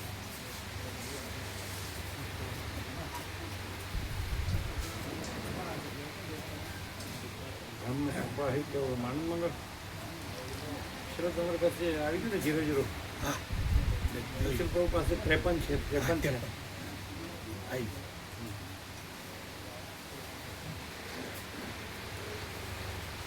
બીજું સામાન જવા તમે પહેલાં થોડું જે મોડા આવશે તો અમે સીધા બસમાં જતા રહીએ. એમના સારાના દીકરો બની ગયો ચિરંજીવ. જય પ્રભુ પેલી સીટ ફેરફાર કરી દીધો છે. એમ નહીં, એ તો ખબર છે. એમ નહીં, હા હવે પ્રભુ આપો. પણ જે બંધ રહ્યા કોણ બંધ રહ્યા છે? ઓમ ઓમ ઓમ. પ્રભુ બંધ રહ્યા તો